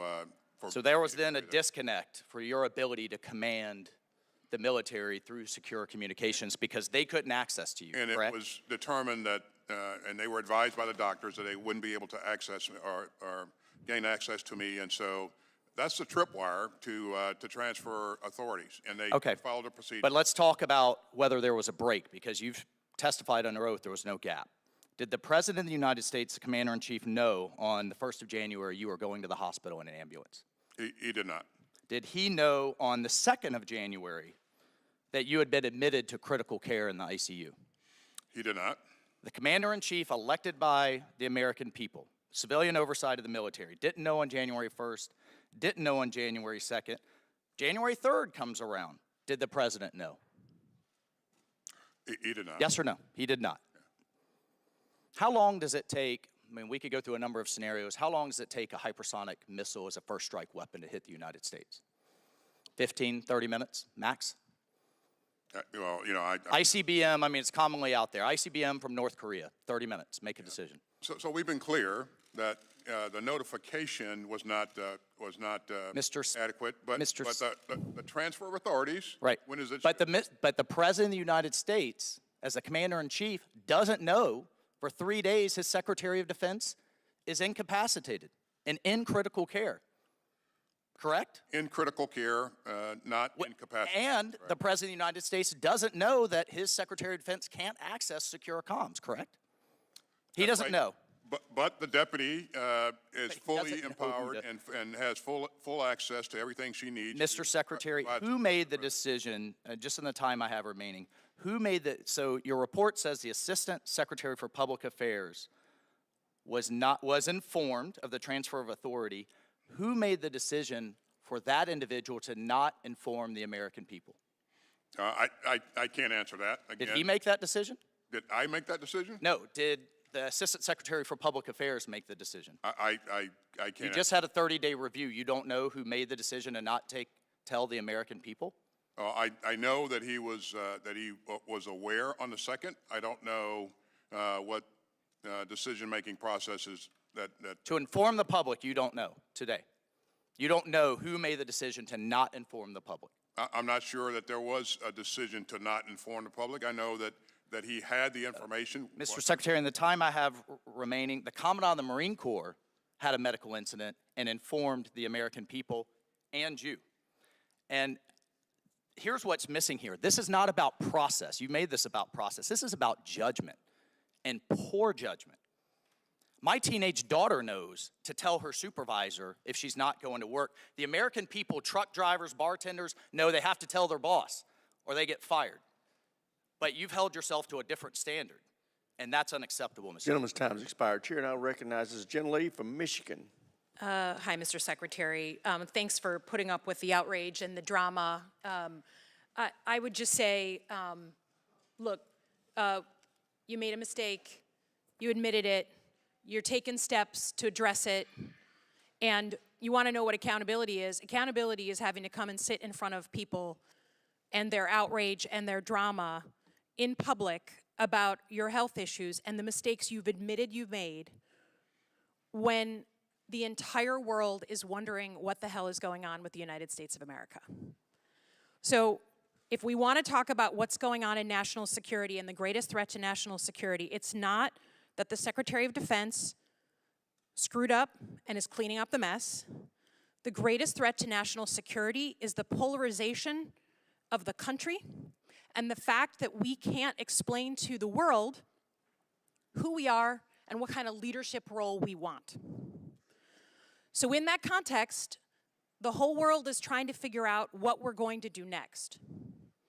Are we going to fund Ukraine to make sure that for the first time since World War II, we don't have an autocratic nation take over a democracy? First time. Are we going to send a signal to the Chinese and the Chinese government that we still want a leadership role in the in the world, and we're willing to back that up with strength, with force, and with action? We have got our soldiers being shot at in the Middle East by the Iranians. We've got a lot going on.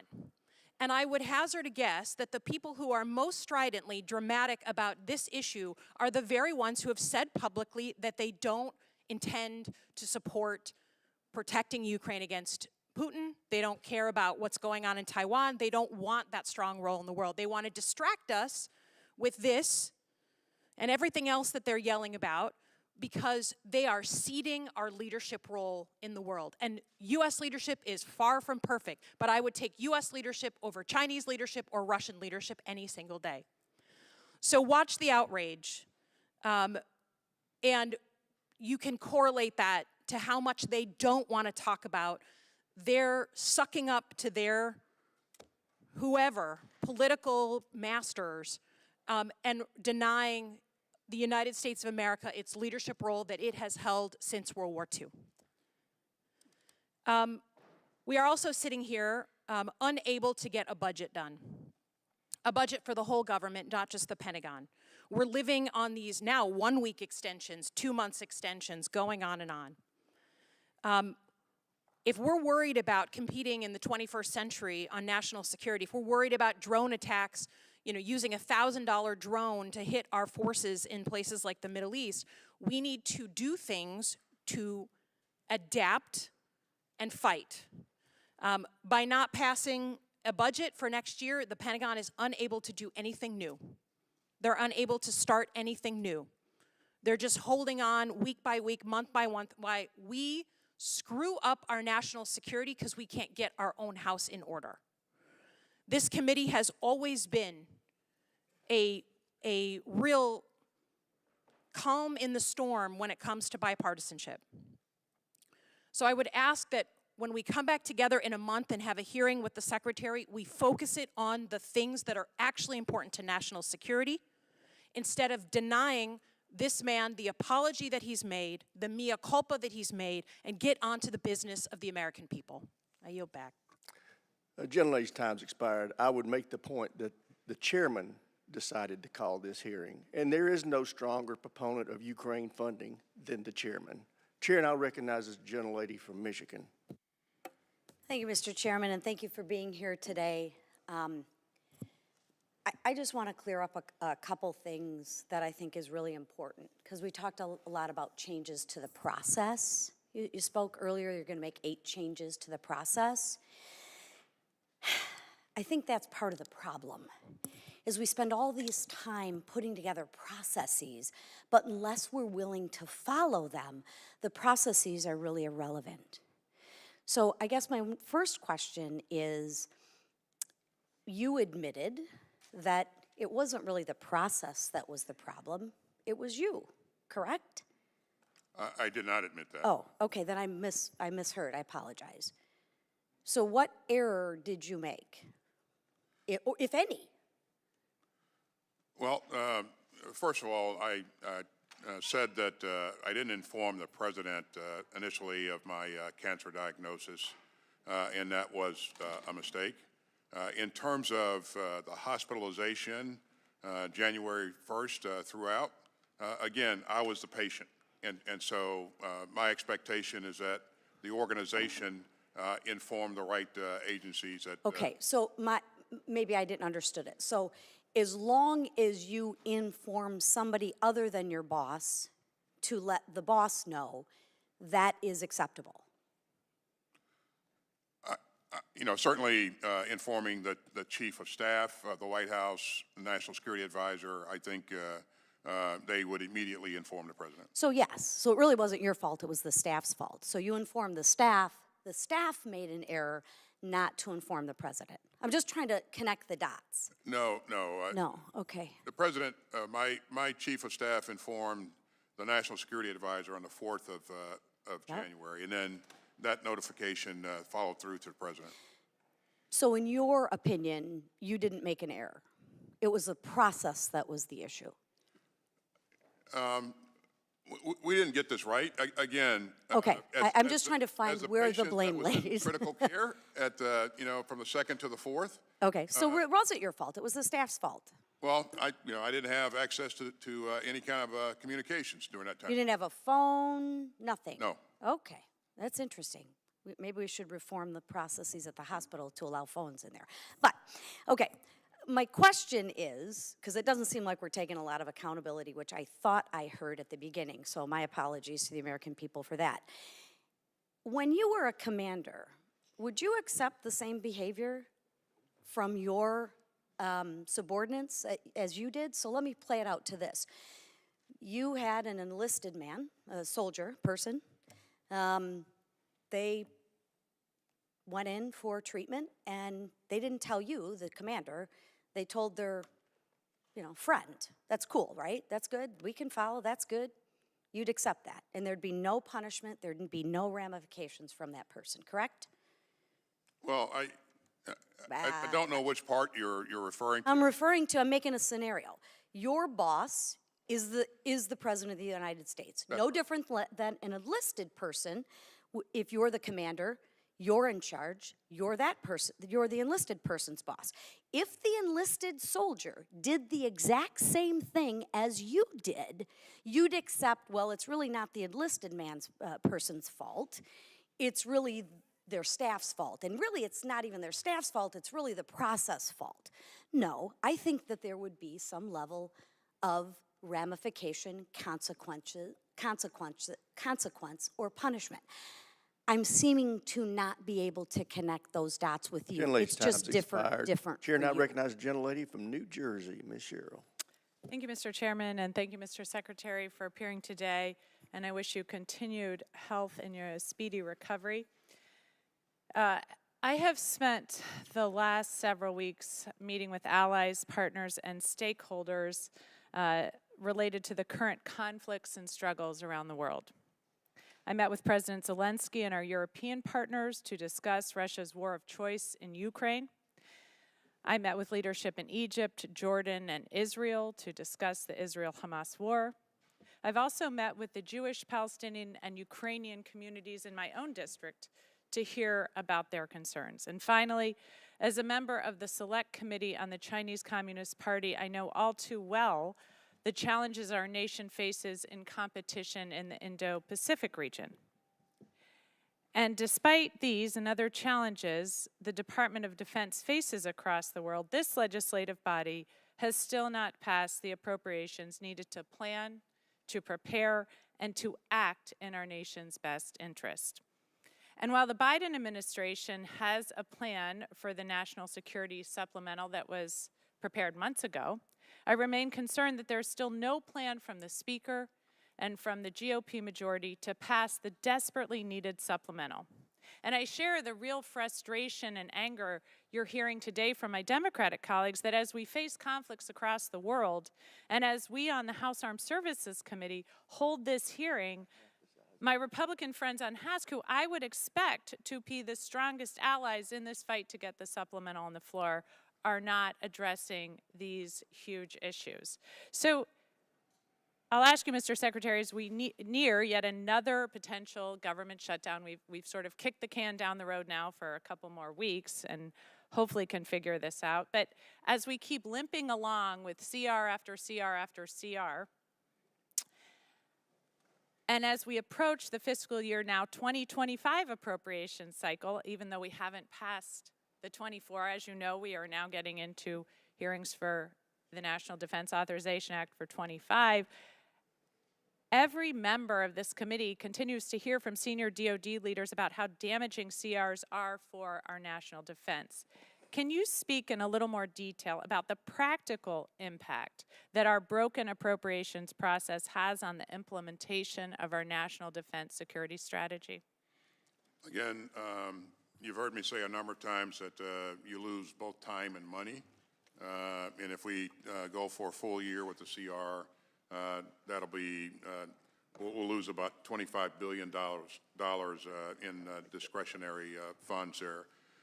So this is a big deal because we go through a lot of effort to link our budget requests to our strategy. I think we've done a very good job of that, and of course, without you know, a budget, we can't execute the strategy in its fullest, and so that's a concern. And again, as you look at the challenges around the world, our ability to do the right things to make sure that we maintain the edge in the Indo-Pacific, to help Ukraine counter Russia's aggression, and to do the things in the Middle East that we're doing to prevent the spread of a larger conflict.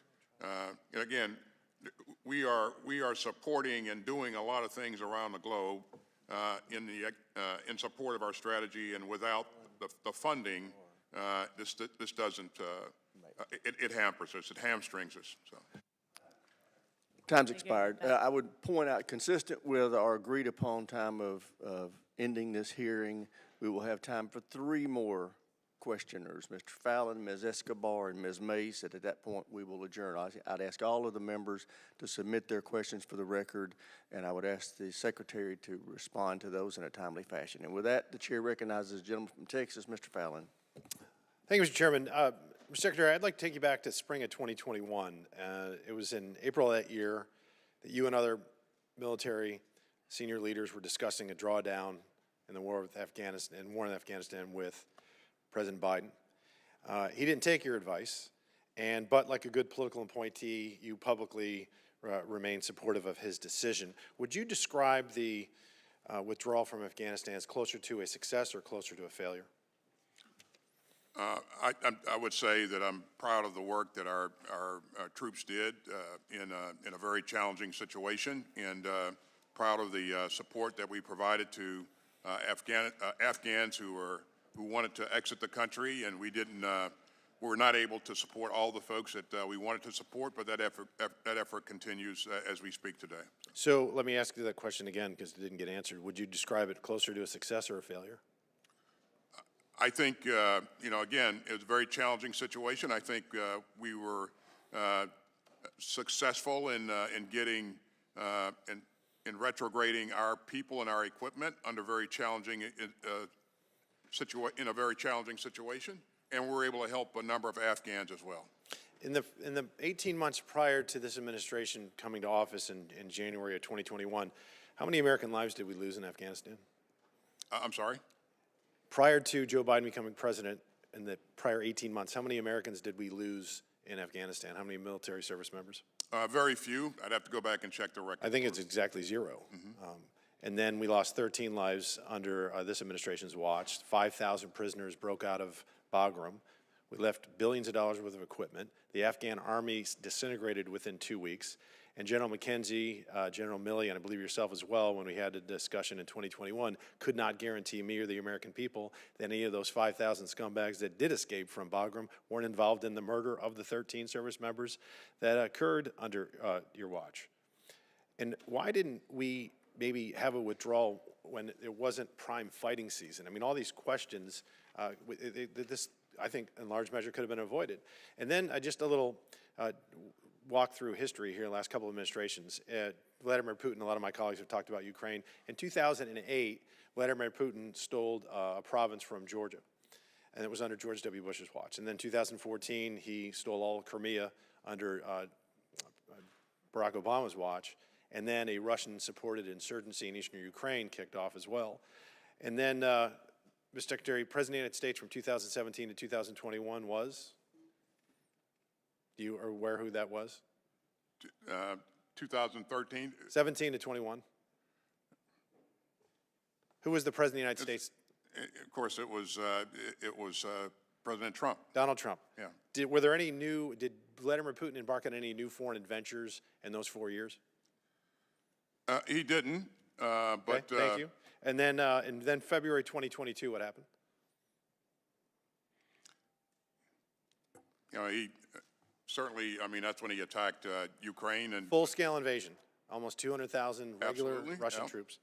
So I think that if we were more concerned with our military projecting power and not worried about personal pronouns, it would be better for the American people and, quite frankly, the free world. Thank you, Mr. Chairman. I yield back. Chair, and I recognize the ranking member for a few statements. I'll be quick with this, but there was a peace treaty negotiated by Donald Trump with the Taliban that had a ceasefire in place. Shame Mr. Fallon is leaving because this could be educational. On May 1st, well, sometimes you can learn from listening too. I know it's a shocking concept. That peace treaty expired in May of 2021. The reason there were no casualties is because President Trump had promised the Taliban that we would leave, and therefore there was a ceasefire. Come May of 2021, if we were not gone, that ceasefire would have expired. So the rewriting of the history of Afghanistan in this committee is deeply troubling to me. Now, what would have happened in May if we were still there? I don't think the Taliban would have honored that ceasefire, and I don't think we would have had that zero casualty list for too much longer. So let's understand exactly what happened in Afghanistan instead of rewriting history. I thank the chairman for giving me that indulgence, and I yield back. Certainly. Chair now recognizes the gentlelady from Texas, Ms. Escobar. Thank you, Mr. Chairman, and thanks to the ranking member also for that very important recent history lesson. Mr. Secretary, good to see you. Thank you for being here today, and please know that we all wish you nothing but the best as you continue on your journey toward absolute maximum best health possible. I also want to thank you for the acknowledgement of, in retrospect, what could have been done better, and for the 30-day assessment. I'd like to give you the opportunity to assure the American people who are watching what lessons were learned in that 30-day review, and looking forward, what can and will be done better. Well, the importance of prompt notification of key leaders, of a senior leader being ill or being hospitalized, and the importance of everyone in the chain, in the environment, understanding of the policies and procedures, and are able to put those into play right away.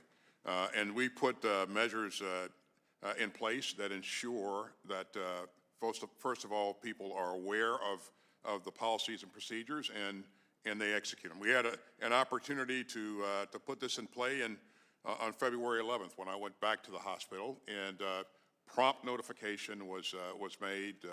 Transfer of authorities was made promptly, and again, I reassumed my responsibilities on February 13th. So we'd already put things into place by February 11th before the 30-day review came out. And then when the 30-day review made recommendations, 8 recommendations to me, we're going to take those recommendations on. We've already executed 2 of them, and the other 6 we're promptly pursuing. Thank you so much, Mr. Secretary. I think it's always so important for us to exercise judicious oversight and make sure that we learn lessons and do better going forward. And I really appreciate that succinct description of the lessons learned and the assurances to the American people. Like many of my colleagues, I had the incredible privilege of attending and participating in the Munich Security Conference recently, and was in the meeting with President Zelensky as we discussed the situation in Ukraine and the fact that this body has not done its job in ensuring that we vote on and pass the supplemental request by the President. I'd like for you, just in this last minute, so that the American people understand why this is so important for us to provide support to Ukraine. 3 years down the line, 5 years down the line, if Ukraine falls to Putin, what is in that future for all of us?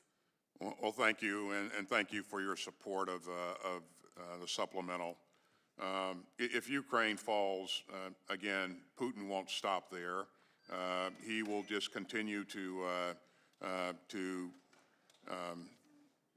move forward and attack and take on the sovereign territory of his neighbors. And so if you're a Baltic state, you're really worried about whether or not you're next. And so they know Putin, they know that what he's capable of. And quite frankly, if Ukraine falls, I really believe that NATO will be in a fight with Russia. Gentlelady's time's expired. Chair now recognizes the gentlelady from South Carolina. Thank you, Mr. Chairman, and thank you, Secretary Austin, for being with us today. Cancer is a serious illness, and we wish you the best in your recovery. I've been disappointed today in some of the responses. I do want to ask a question is, when did you first receive your diagnosis? It was early December. And then who did you tell? Did you tell your staff when you received the diagnosis? I didn't. Again, as I said earlier. Did you tell your staff you received the diagnosis, yes or no? No, I did not. Okay. When did you learn that you needed surgery? Well, as soon as that diagnosis was made, you have. Okay, and then when did you tell your staff you needed surgery? When you found out you needed surgery, did you then inform your staff that you needed surgery? I didn't tell my staff that I needed surgery. When did you schedule the surgery? It was mid-December. Okay, and that was the December 22nd surgery? Yes. When you scheduled the surgery, did you tell your staff you had a surgery scheduled? I did not. When you go under surgery for prostate cancer, do you need to be totally knocked out, right? You can't be awake for the surgery. You have to be totally unconscious Right, and incapacitated, right? Yes or no? That's right. Okay, thank you. And then the date of the first surgery was December 22nd. At what point did you tell your staff you were going under the knife and going to be unconscious and incapacitated? Again, Did you tell your staff that you were in the hospital and going to be under the knife? I have admitted that I didn't get this right. I should have notified the president of my cancer diagnosis and my. So you didn't inform your staff in December when you had the December surgery that you were going to be incapacitated at all? I knew I was going to be incapacitated, and I transferred authorities to the deputy secretary. And then they had this emergency event. Well, that was January 1? That's correct. What time of day did that happen? Late afternoon. And then did you tell your staff late afternoon when it happened what was happening? I didn't. My concern there was getting to the hospital. You did not tell your staff that you were on the way to the hospital? That's right. Okay. When did your staff find out you were at the hospital? I don't know when. You don't know when you told your staff that you were at the hospital? Are you kidding me? Again, as a patient in the hospital undergoing evaluation. Okay, let me just back up. I have a minute and a half. If any American worker did what you did, they would be fired. And they aren't the number 2 in the chain of command of the greatest and most lethal fighting force in the world. And here you are, you're not informing anybody on your staff that this is happening, let alone the President of the United States, let alone the delay to the Joint Chiefs of Staff, let alone the delay to the Deputy Secretary. What happens? Now, I didn't serve, most of my family has served. So can you please tell me in just a few seconds, when a soldier goes AWOL, when they wear the uniform, when they put their lives on the line for our nation, for you, what happens when they go AWOL? What is the punishment? Well, I wouldn't equate my going to the hospital and receiving treatment being as going incapacitated as a secretary here, yes, is going AWOL. So you don't equate disappearing, being incapacitated with being AWOL.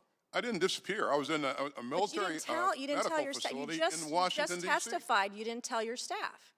Did you not? You just testified. What happens when a soldier goes AWOL? I have 20 seconds. What happens when a soldier goes AWOL? We have to realize that, I have a fairly large. Are they honorably or dishonorably discharged? Are they put into the brig? Are they? What happens?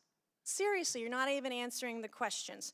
I'm not going to rest until someone. We should not rest until someone is held accountable. I am deeply disappointed in your response today. Thank you, and I yield back. Gentlelady's time expired. Chair now recognizes ranking member for any closing comments he may have. I'm good, Mr. Chairman. Thank you. I thank the Secretary for making himself available. I would remind members that didn't get to questions to submit them for the record, and I ask the Secretary to respond to them in a timely fashion. With that, we are adjourned.